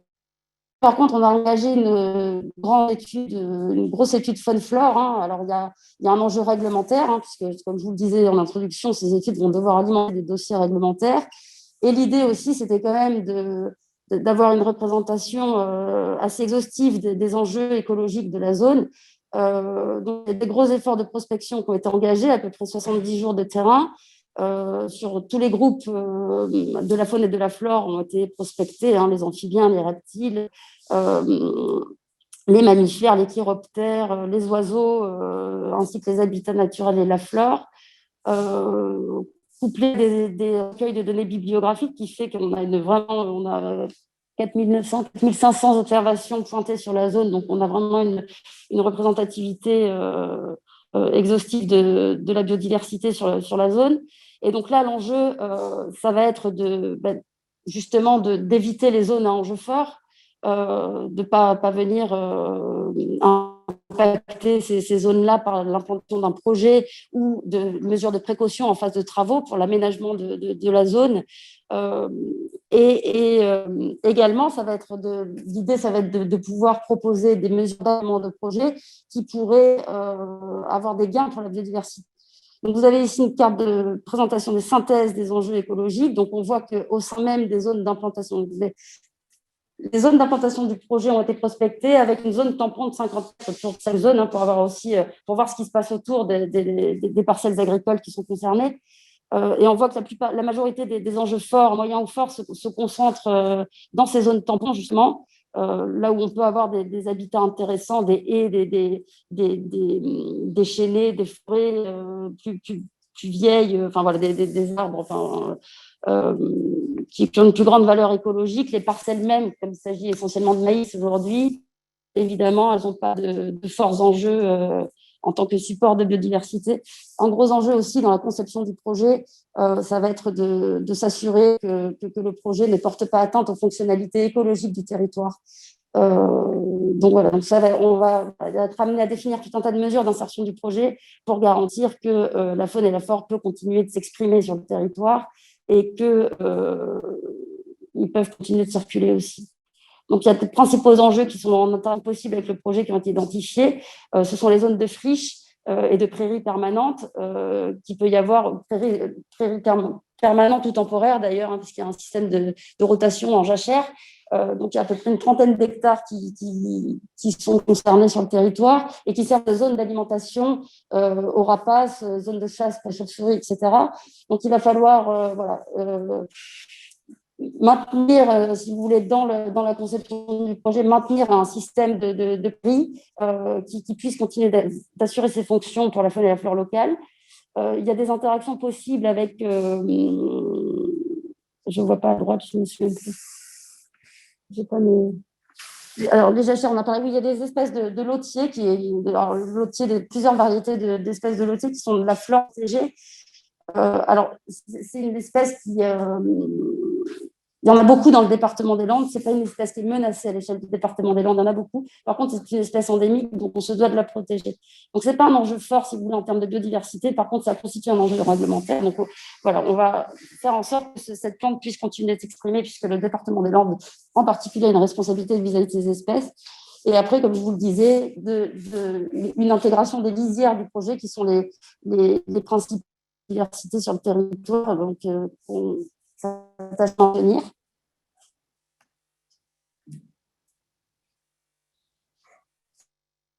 Gros volet de cette étude d'impact, c'est l'aspect paysager, bien sûr. Donc, on est sur l'unité paysagère du plateau des Landes, que vous connaissez bien. On est plutôt au sud-ouest de cette unité paysagère, on n'est pas dans le massif des Landes de Gascogne. Donc, on est sur des paysages plutôt vallonnés, avec une alternance de paysages ouverts et fermés, entre alternance de massifs forestiers, d'enclaves forestières, d'ouverture du paysage par ces parcelles agricoles. Donc, l'analyse paysagère a nécessité une étude de terrain. Et l'analyse a été menée à deux échelles, une échelle de l'aire d'études éloignée, donc qui a créé un périmètre de 10 km autour des zones d'implantation du projet pour identifier les principales sensibilités qui pourraient se présenter. Donc, ont été examinées les covisibilités potentielles depuis les principaux pôles urbains qui peuvent être constitués de Mont-de-Marsan et de l'Aire-sur-Adour.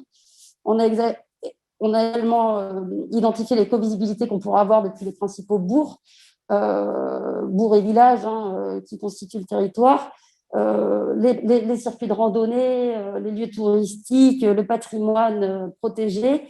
Il s'avère qu'à l'échelle de cette échelle-là éloignée, les sensibilités sont globalement faibles, parce qu'il y a beaucoup de végétation qui opère comme des masques visuels.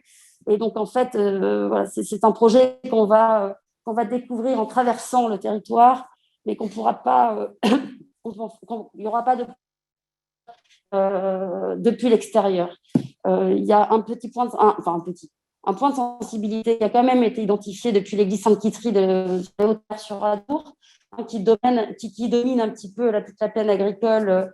Donc il y a un enjeu depuis, une sensibilité en tout cas depuis les hauteurs de l'Aire-sur-Adour. Et puis une sensibilité depuis le bourg du Vigneaud qui peut interagir aussi, qui peut entrer en covisibilité.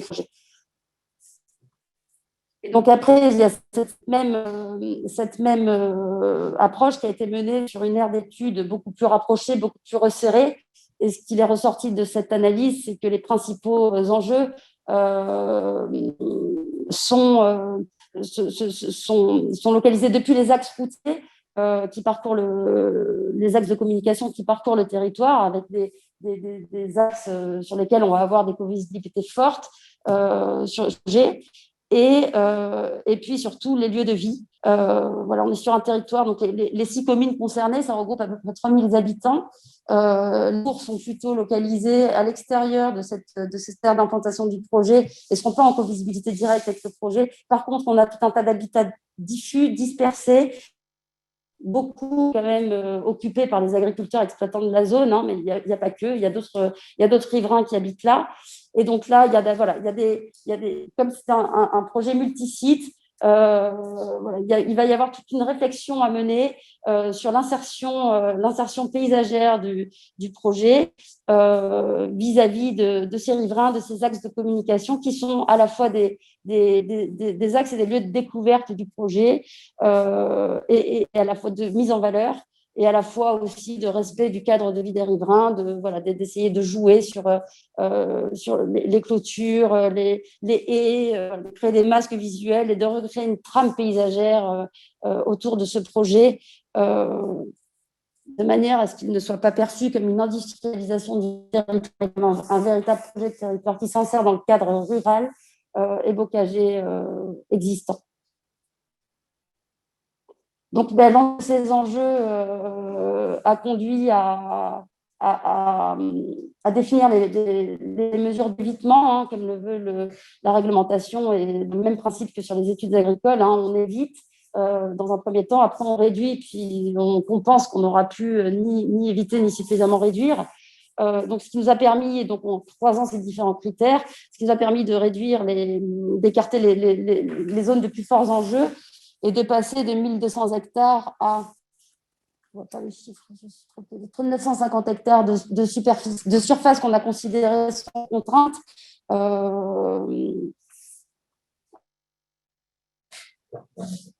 Voilà, donc là, on a une aire d'étude qui est réduite et sur lequel on est en train de travailler les équipes techniques sont en train de travailler sur les plans d'implantation. Et donc, c'est sur cette surface-là et ce premier projet qui sera défini qu'on va pouvoir travailler dans un deuxième temps sur les mesures d'insertion environnementale du projet. Voilà, pour arriver à un projet de territoire, y compris dans son insertion environnementale. Merci Jeanne. Alors, il y a une slide qu'on regardera en même temps, on reviendra tout à l'heure, elle est importante, c'est les points de sensibilité, et je vous expliquerai pourquoi ils seront importants pour la concertation, notamment. Petite question, il y aura une synthèse de ces études qui seront portées à connaissance aussi du public. Alors, je sais qu'il y a une somme importante d'informations à analyser avant, mais sachez que cette synthèse, elle sera bien évidemment disponible dans le cadre de ce qu'on appelle le porter à connaissance, l'information du projet. Donc, dès qu'elle est prête, elle sera mise en ligne sur le site internet du projet colidé.com/terrabou. On reviendra tout à l'heure sur cette adresse aussi. Pour faire la transition justement avec la concertation, sachez, monsieur Destribat, qui venait de nous poser une question, que oui, nous savons, vous nous avez contacté pour ça, vous habitez à côté de la source, mais vous n'êtes pas agriculteur. Vous êtes directement impacté. Quand est-ce que GLHD rencontrera les habitants concernés? On va vous répondre, bien évidemment, vous allez être rencontrés. Ça va faire partie aussi de tout le dispositif d'information, de concertation, de dialogue interactif. Mais sachez que, d'ores et déjà, pendant que cette réunion publique se tient, le dossier de concertation a été mis en ligne sur le site internet dont l'adresse vous sera communiquée tout à l'heure. Donc, vous allez commencer pouvoir aussi à prendre de l'information sur ce projet, à vous documenter, à l'approprier pour bien préparer justement la phase de dialogue qui va avoir lieu avec les habitants. Parce que, encore une fois, ce projet, c'est un projet de faire ensemble. Comme vous venez de le rappeler, Jeanne, il y a des spécificités, il y a des sensibilités. Et c'est justement ces sensibilités qu'on va aller chercher. Vous avez une expertise d'usage. On va vous questionner comment intégrer le mieux possible le projet à côté de chez vous. C'est ça l'objet de cette concertation. Si je peux rajouter juste un petit mot, et notamment à l'attention de la personne qui nous a écrit là pendant cette journée. Maintenant qu'on lance cette concertation, on ne pouvait pas le faire en amont, parce que, comme je l'ai dit en introduction à cette réunion-là, il nous fallait avoir une vue d'ensemble. Il fallait connaître déjà les zones qui étaient propices à pouvoir faire de l'agrivoltaïsme. Il fallait qu'on définisse des potentielles cultures. Il fallait que l'on voit le paysage. Et c'est justement maintenant qu'on rentre dans cette phase de concertation où l'idée et le maître mot, ça va être le dialogue, et c'est vous écouter, c'est s'écouter les uns les autres pour comprendre les interactions et les enjeux, c'est répondre à vos questions qui peuvent être extrêmement pragmatiques comme quelque chose de beaucoup plus large. Donc, c'est vraiment l'objet de cette concertation qui nous permettra de finaliser ce projet. Je rajouterai, je suis vraiment désolé, je prends beaucoup de la parole, mais notre démarche, Jeanne l'a mentionné, préalablement, ça a déjà été dit, il y a éviter, réduire, compenser. Tout notre objectif à nous a été d'éviter. Voilà. On ne cherche pas ni à réduire ni à compenser, on cherche à éviter, que ce soit d'un point de vue environnemental, que ce soit d'un point de vue paysager. Le but, c'est de créer de l'évitement, enfin, c'est éviter la problématique et on a un espace suffisamment grand pour ça, pour pouvoir le faire, pour pas avoir à faire de la réduction. De toute façon, encore une fois, tout cela va faire l'objet de la concertation et on pourra échanger avec une base documentaire commune et avec des informations communes pour discuter. Et on est vraiment là pour ça. Je crois qu'il y avait une question dans la salle. Monsieur a levé la main. Monsieur au fond. Alors, je vous présente Jean-Paul Laborde, Michael Desbas, de la Fédération des chasseurs des Landes. Très bien. Bonjour, messieurs. Est-ce que je peux vous demander de vous rapprocher un peu? Je vais vous dire pourquoi. Pour qu'on entende bien votre question dans le micro général de la pièce. Merci beaucoup, monsieur. Venez avec nous, venez avec nous.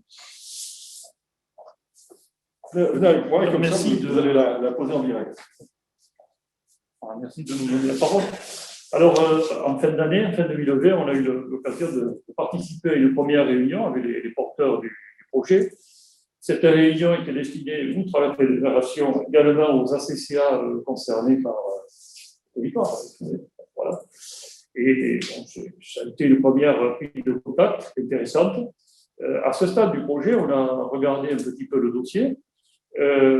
Alors, déjà, pour la trame de France, ça n'a pas été trop abordé jusqu'à maintenant, mais je pense qu'il faut situer ça dans le contexte de notre département et plus largement même de la région. Et je le dis parce que je ne sais pas d'où vous êtes, mais sachez que culturellement, nous sommes dans une région où l'espace, en général, la partition de l'espace, justement, c'est quelque chose, et le cloisonnement de l'espace, c'est quelque chose qui est relativement peu important.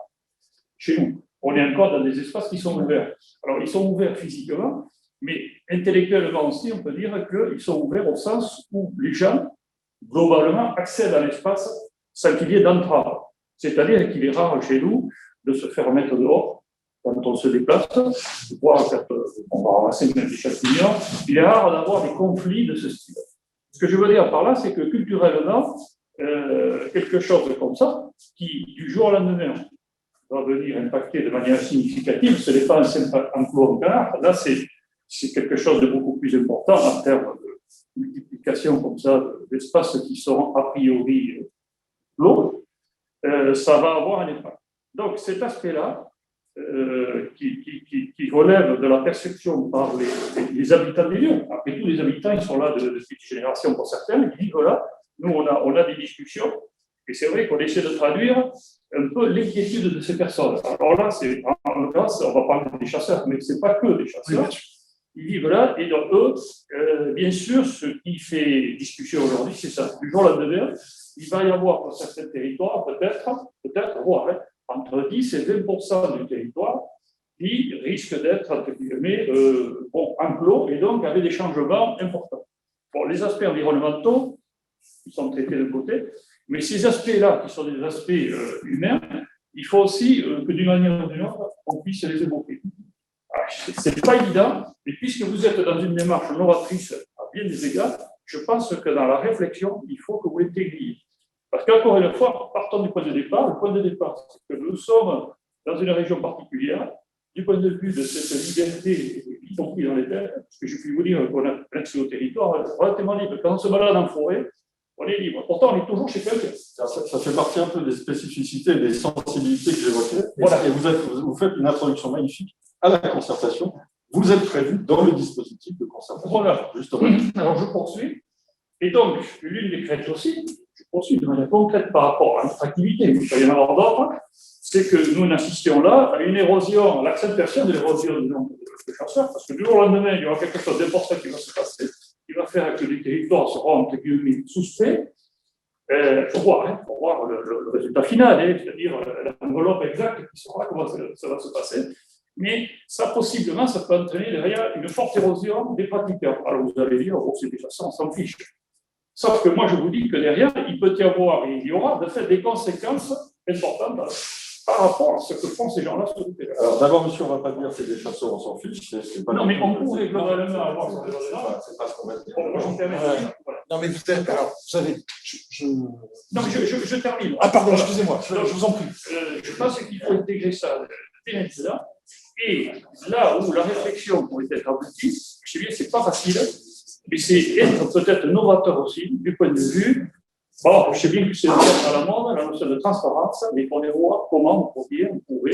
Que le plan environnemental, c'est vrai qu'on essaie de trouver des formules pour trouver de la transparence par rapport aux espèces.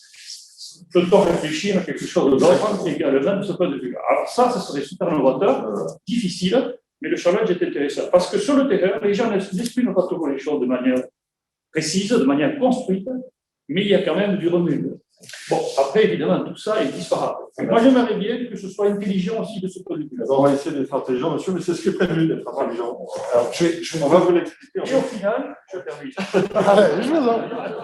C'est un lieu d'expression, allez-y. Voilà, sachez aussi que dans les Landes, je ne m'adresse pas hollandais, mais peut-être à ceux qui ne connaissent pas le territoire, nous, fédération, et localement pas mal de chasseurs via nos associations, puisqu'on est dans un territoire, dans un département, ce sont les associations qui gèrent la chasse.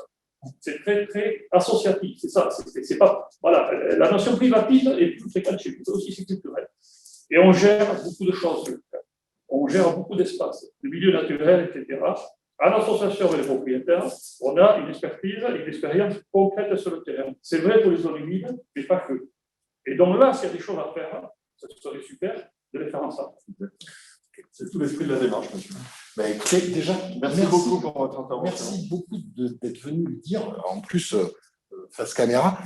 Je vais essayer de répondre très rapidement parce que, en fait, les réponses, on va les faire ensemble dans les mois qui viennent. Alors, juste pour l'anecdote, je suis périgourdin. Ça va, on parle le même canard. Voilà, j'ai dans une région ou dans une partie du département où la chasse, la pêche, voilà, ça fait partie de la vie. J'ai grandi dans une ferme. C'est un monde qui m'est que je n'ai jamais quitté, même si aujourd'hui j'habite en milieu semi-urbain. Ce que je veux dire par là, c'est que la chasse, comme les services publics, comme l'aide aux personnes âgées, comme le lien du territoire, ça fait partie du territoire. On n'en fera jamais abstraction. Qui plus est, la chasse dans les Landes, c'est plus que culturel. La Saint-Luc est quelque chose que voilà, même moi qui ne suis pas landais, je le sais. C'est pour dire. On est allé vous voir, comme vous l'avez souligné, c'était au mois de décembre, pour vous présenter un petit peu l'ensemble. Et c'est justement là tout l'objet de la concertation, c'est justement soyons innovants. Donc le challenge que vous nous posez sur la table, je le relève avec grand plaisir, enfin nous le relevons avec grand plaisir, et construisons quelque chose d'intelligent, de nouveau. Il y a plein de choses dans la chasse. Je suis d'accord avec vous, ne pas avoir de chasseurs sur un territoire, c'est une catastrophe pour les cultures, c'est des espèces qui se dispersent partout, c'est un problème pour l'habitat. Voilà, c'est quelque chose qui doit être régulé et sur lequel on doit y faire attention. Les espaces clos, c'est aussi une problématique. On a parlé aussi qu'on va créer de nouvelles haies, donc peut-être faire des liens entre des zones forestières, des liens qui n'existent plus, et donc permettre un plus grand mouvement de gibier. Mais ça, on ne le fera pas sans vous, et c'est vous qui connaissez mieux le territoire que nous, qui devez nous dire aussi comment faire. Donc, je dirais que vous comptez sur nous, et croyez que nous, en fait, je pense qu'on compte encore plus sur vous pour construire la suite de ça. Donc oui, avec grand plaisir, on relève ce challenge. Il faut prendre les éléments en compte aussi. Sur les 35 agriculteurs, 23 sont chasseurs. Donc, c'est clair que tout ça va être pris en compte. Et puis, il y a tout un tas de mesures dans les centrales que l'on peut faire aussi, avec des grillages qui laissent passer que du petit gibier, avec des zones où on peut faire de la reproduction volatile également. Enfin, c'est quand même agréable d'avoir du perdreau, du faisan sauvage, des choses comme ça. Mais construisons-le ensemble. On ne va pas avoir la réponse aujourd'hui. Vous comme moi, on le sait très bien. Mais on va construire ça, oui, au contraire, dans le mois qui vient, enfin dans les mois qui viennent. Et je voulais juste dire aussi que les clôtures, il va y avoir une vraie réflexion dans le choix de leur périmètre et qu'on va pas clôturer le territoire. Je veux dire, les parcelles où il y a des panneaux le seront, mais vous pourrez continuer de circuler entre ces parcelles dans les boisements. Voilà. Oui, non. Il y aura D'abord, mais sachez que ça fait partie bien sûr. De la pensée profonde déjà, et il faut répondre en dédramatisant certainement les choses, mais aussi par des éléments concrets. On sait que ces choses-là ne sont pas oubliées. Parce qu'eux vivent là depuis des lustres. Moi, je pense que c'est leur rendre grave que de ne pas. Évidemment, que les autres aspects sont fondamentaux, ce dont vous avez parlé, mais également ces aspects-là qui ont vécu depuis sans fil, de Tarentine là, et sentir qu'ils comptent dans le paysage. Mais on partage totalement votre avis. Totalement. Merci. Merci à vous. Et comme vous venez de le dire, la pensée profonde de ce projet, c'est l'intelligence collective. À l'origine, si on refait le début de la réunion publique, c'est quand même une idée d'un collectif d'exploitants agricoles qui va chercher GRHD, qui ensuite, et c'est maintenant qu'on va le voir, qui a entamé une concertation préalable technique très tôt avec les élus du territoire, avec différentes parties prenantes, avec les services de l'État. Donc, cette concertation, elle a démarré très tôt pour vérifier toutes les potentialités, la faisabilité du projet. Donc, cette concertation, elle était importante. Peut-être que vous pouvez nous la résumer rapidement, mais au moins nous dire quels sont ces acteurs que vous avez rencontrés dans un premier temps, avant de démarrer cette phase de concertation publique. On a rencontré des acteurs, comme je l'ai dit tout à l'heure, les élus, conseillers municipaux, des anciennes élections et puis des nouvelles, je ne sais pas si on peut dire ça comme ça. Voilà, ça c'était important parce que ce n'est pas un projet qui se fait contre. Si on a des avis défavorables, il faut en tenir compte. Et si on a majoritairement défavorables, il faut savoir dire c'est pas possible. Ça, c'est un premier point. Là, on a eu des avis qui étaient extrêmement favorables. Il n'y a peut-être pas d'exception. Au mieux, c'était extrêmement favorable. Et sinon, on va donner des avis au fur et à mesure du développement du projet, montrez-nous en plus, revenez vers nous, et ce qui s'entendait totalement. On a rencontré également les acteurs économiques, donc CUMA, agro-industriels, des industries qui sont dans les Landes, qui sont implantées depuis très longtemps et qui font référence dans ce qui est le plus grand département agricole de France. On s'est également tourné vers le milieu associatif, parce que les associations sont dans le territoire. Et d'ailleurs, nous sommes très fiers d'être un des sponsors de Basketland, l'équipe de basket féminin qui joue et en première division et l'Euroleague depuis cette année. Voilà, en fait, on a rencontré les gens. Voilà, on est allé échanger avec eux, parler avec eux, leurs attentes. On est allé voir les partenaires de ces associations avec qui on a travaillé. Et puis, on est venu ici à Agroland, ce qui nous ouvrait aussi la porte des autres activités agro-industrielles. Là, je vois sur la slide qui est projetée, pour rappel quand même, le projet a été délibéré combien de fois, Jean-Michel, par combien de collectivités?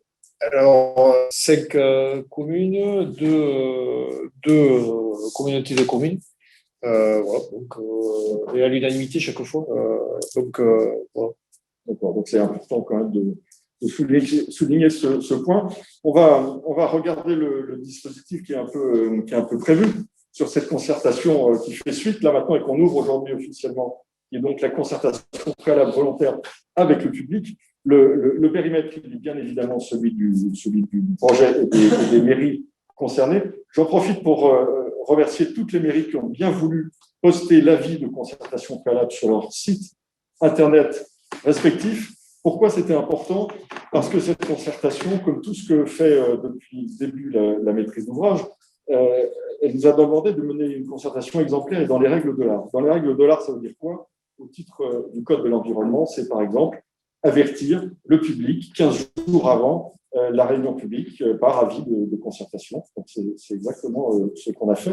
Et on continuera à suivre un dispositif qui répond comme ça au tout point à une concertation menée dans les règles de l'art. Donc il y a eu un porté à connaissance qui est important, qui passe, et on va le voir que tous ces éléments-là sont partagés sur le site internet du projet.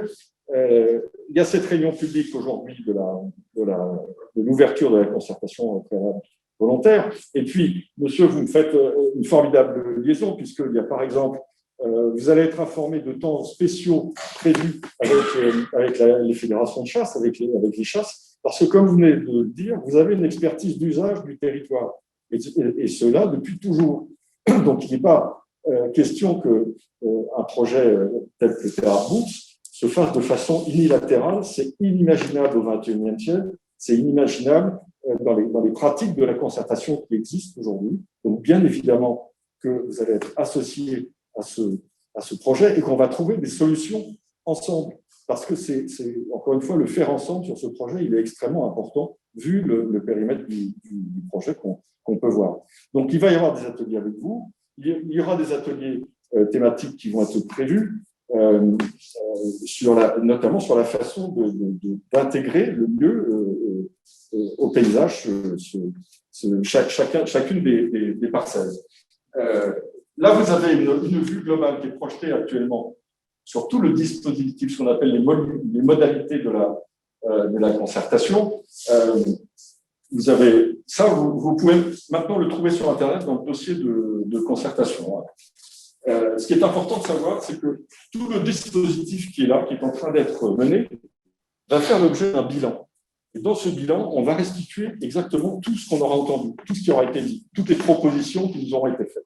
Ce qui est très important, c'est que vous qui nous regardez, vous soyez très contributifs et que vous demandiez à d'autres personnes du territoire d'apporter votre contribution, de nous envoyer par mail des questions, de demander à participer aux ateliers qui vont être indiqués sur le site Internet. Il faut que ce soit vraiment un projet de territoire. Je vois là les questions, ce n'est même plus des questions, là, c'est les avis que vous nous envoyez. Merci pour l'ensemble des éléments transmis sur ce beau projet collectif. Magnifique projet de développement durable. Très beau projet de développement durable. Très belle initiative. Faisons ensemble que cette initiative, justement, qu'on la construise au mieux ensemble. Mais encore une fois, on va avoir besoin de votre expertise du territoire. Donc, oui, on va aller vous voir. Et quand je vous rappelais tout à l'heure la carte qu'a projetée Jeanne avec les points de sensibilité, et bien en fait, ces points de sensibilité, dans 15 jours, on va aller au plus près de ces points de sensibilité. On va mener une opération pratiquement de porte-à-porte où on va aller voir les habitants de ces points rouges là, qui sont définis par les études pour leur dire, pour les informer, être sûr qu'ils ont bien appris l'existence de ce projet et puis commencer à en parler avec eux et puis leur dire que ce n'est pas un projet, encore une fois, mené de façon unilatérale, qu'on va avoir besoin qu'ils s'expriment. Donc, on va créer un dialogue interactif et c'est comme ça qu'on va créer le meilleur projet possible dans le territoire. Donc, si vous voyez un peu les points rouges qui sont projetés là, donc attendez-vous dans le jour à voir des personnes venir vous parler de ce projet en personne et prendre vos avis et vos commentaires en personne. Vos commentaires, vous pouvez dès à présent, c'est-à-dire à partir de lundi, vous pourrez les porter dans les registres de la concertation qui seront mis à votre position dans les mairies, ou qui vont l'être en tout cas, mais en tout cas lundi, toutes les mairies concernées par le projet, il y aura un registre de concertation et puis un dossier de concertation, le même qui est actuellement en ligne sur le site Internet, que vous pourrez consulter sur place. Donc n'hésitez pas à aller écrire des avis, ce que vous pensez, mais surtout, comment est-ce que vous pourriez être force de proposition autour du projet? Quelle est votre proposition pour améliorer, faire en sorte que ce projet soit le meilleur possible dans votre réalité, dans votre proximité? C'est ça qui va être important. Sur le site Internet, vous trouverez aussi les prochaines dates, les prochains ateliers qu'on va mener sur le territoire. Elles ne sont pas fixées aujourd'hui, les dates, mais vous savez bien pourquoi. Le contexte sanitaire évolue pratiquement tous les jours, toutes les semaines. Donc, on a tenu à ce que cette réunion physique elle se fasse en format qu'on appelle aujourd'hui digital, physique, digital. On l'a maintenu et on en est très content. Je crois que vous êtes 70, 80 à être restés jusqu'ici avec nous. Mais on va continuer dans ces formats innovants pour être sûr d'avoir autant de personnes, que les personnes puissent autant participer physiquement à distance. C'est très important de privilégier ce format de participation à distance aussi. Donc, étudiez le dossier de concertation, portez vos avis. N'hésitez pas N'hésitez pas à nous envoyer des questions, on les étudiera, on va y répondre. C'est ça tout l'objet de la concertation qui va durer 3 mois, qui s'ouvre là aujourd'hui, il y aura les habitants du périmètre concerné ont déjà reçu une lettre d'information avec leur bulletin municipal, ils ont eu l'avis de concertation. La presse a été informée, on espère qu'on va pouvoir commencer rapidement à échanger avec eux, à faire connaître encore plus ce projet. Il y a ce dossier de concertation qui existe. L'adresse, vous l'avez là en bleu, colidé.com/terrearbout. Connectez-vous, abonnez-vous à la page de ce projet pour recevoir des informations. Dès qu'il se passe quelque chose de nouveau sur le site internet, tac, vous recevez une alerte. Il y a une nouvelle information, une nouvelle photo, un nouvel événement. Sur ce site, vous pourrez revoir le replay, par exemple, de cette réunion publique qui est enregistrée aujourd'hui. C'est le lien avec le projet, avec GLHD, avec PATAB, avec Agroland, avec toutes les parties prenantes. C'est le moteur de ce projet qui fait le lien avec vous et les riverains. Donc, utilisez ce site comme vous l'entendez. Qu'est-ce que je peux rajouter d'autre ? On est plus très loin, 16h54. Peut-être laisser la conclusion aux agriculteurs et à Jean-Michel. Absolument. Juste, Jean-Michel, pour vous donner un peu de vitamine encore. Ce type de projet donne de l'espoir pour l'avenir. Merci, signé Mathieu. Très beau projet avec une belle association des agriculteurs et de belles perspectives agricoles avec le site pilote Agroland. Nathalie, merci Nathalie. Beau projet qui pérennisera l'agriculture locale. Valentin, merci Valentin. Jean-Michel, c'est à vous.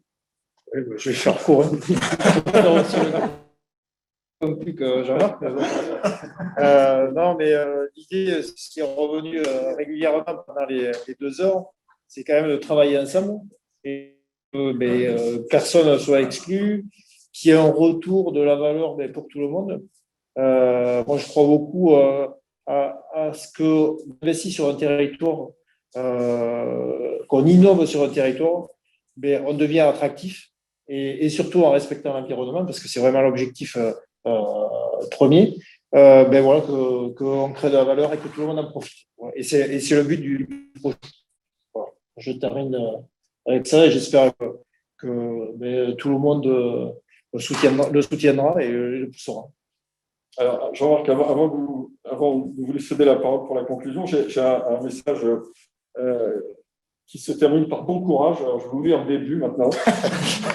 La France, pour satisfaire tout le monde, 3 petits points. Chacun voit le bout de son jardin et vous devez œuvrer pour tout le monde. Et vous allez voir, madame, que la concertation, quand c'est menée de façon, ou madame ou monsieur, d'ailleurs, je ne sais pas, quand la concertation elle est menée de manière sincère, transparente et performante, moderne, c'est une manière contemporaine de faire ensemble. Vous allez voir qu'on va y arriver, mais on compte sur vous aussi. Donc, votre proposition, elle va être importante aussi. Donc, n'hésitez pas à vous servir du site internet, des registres, et rendez-vous dans les prochains ateliers de concertation qui seront organisés. De mon côté, pour conclure, je crois que ce projet il répond à beaucoup de problématiques. La première, c'est la qualité de l'eau. Voilà, c'est ce que l'on a tous les jours dans nos robinets, dans nos verres qu'on utilise au quotidien. Le deuxième, c'est la double révolution qui est devant nous, la révolution agricole et énergétique. Voilà, c'est maintenant et on peut faire de ce territoire l'endroit où ça se passe. Être innovant, amener de la recherche, du développement, de l'industrie dans un monde agricole qui soit respectueux de l'environnement et qui fasse la promotion de la biodiversité. Pour moi, c'est un projet qui coche toutes les cases et encore plus dans ses valeurs de partage, de territoire. Et la concertation, elle est là pour nous amener des réflexions supplémentaires à nos propres réflexions, à nos propres idées. Donc, j'invite encore tous ceux qui ont eu la gentillesse, et je leur en remercie, d'être présents en virtuel comme en présentiel, de vraiment contribuer avec nous à ce projet-là, de nous faire des propositions, d'échanger un maximum pour que ce projet soit encore mieux que ce que Jean-Michel et tout le groupe d'agriculteurs ont pour l'instant imaginé. Voilà, 16h59, c'était la première réunion publique de la concertation préalable volontaire du projet Terre à Bout. Contribuez, nombreux, et à très bientôt. Merci. Et merci à vous.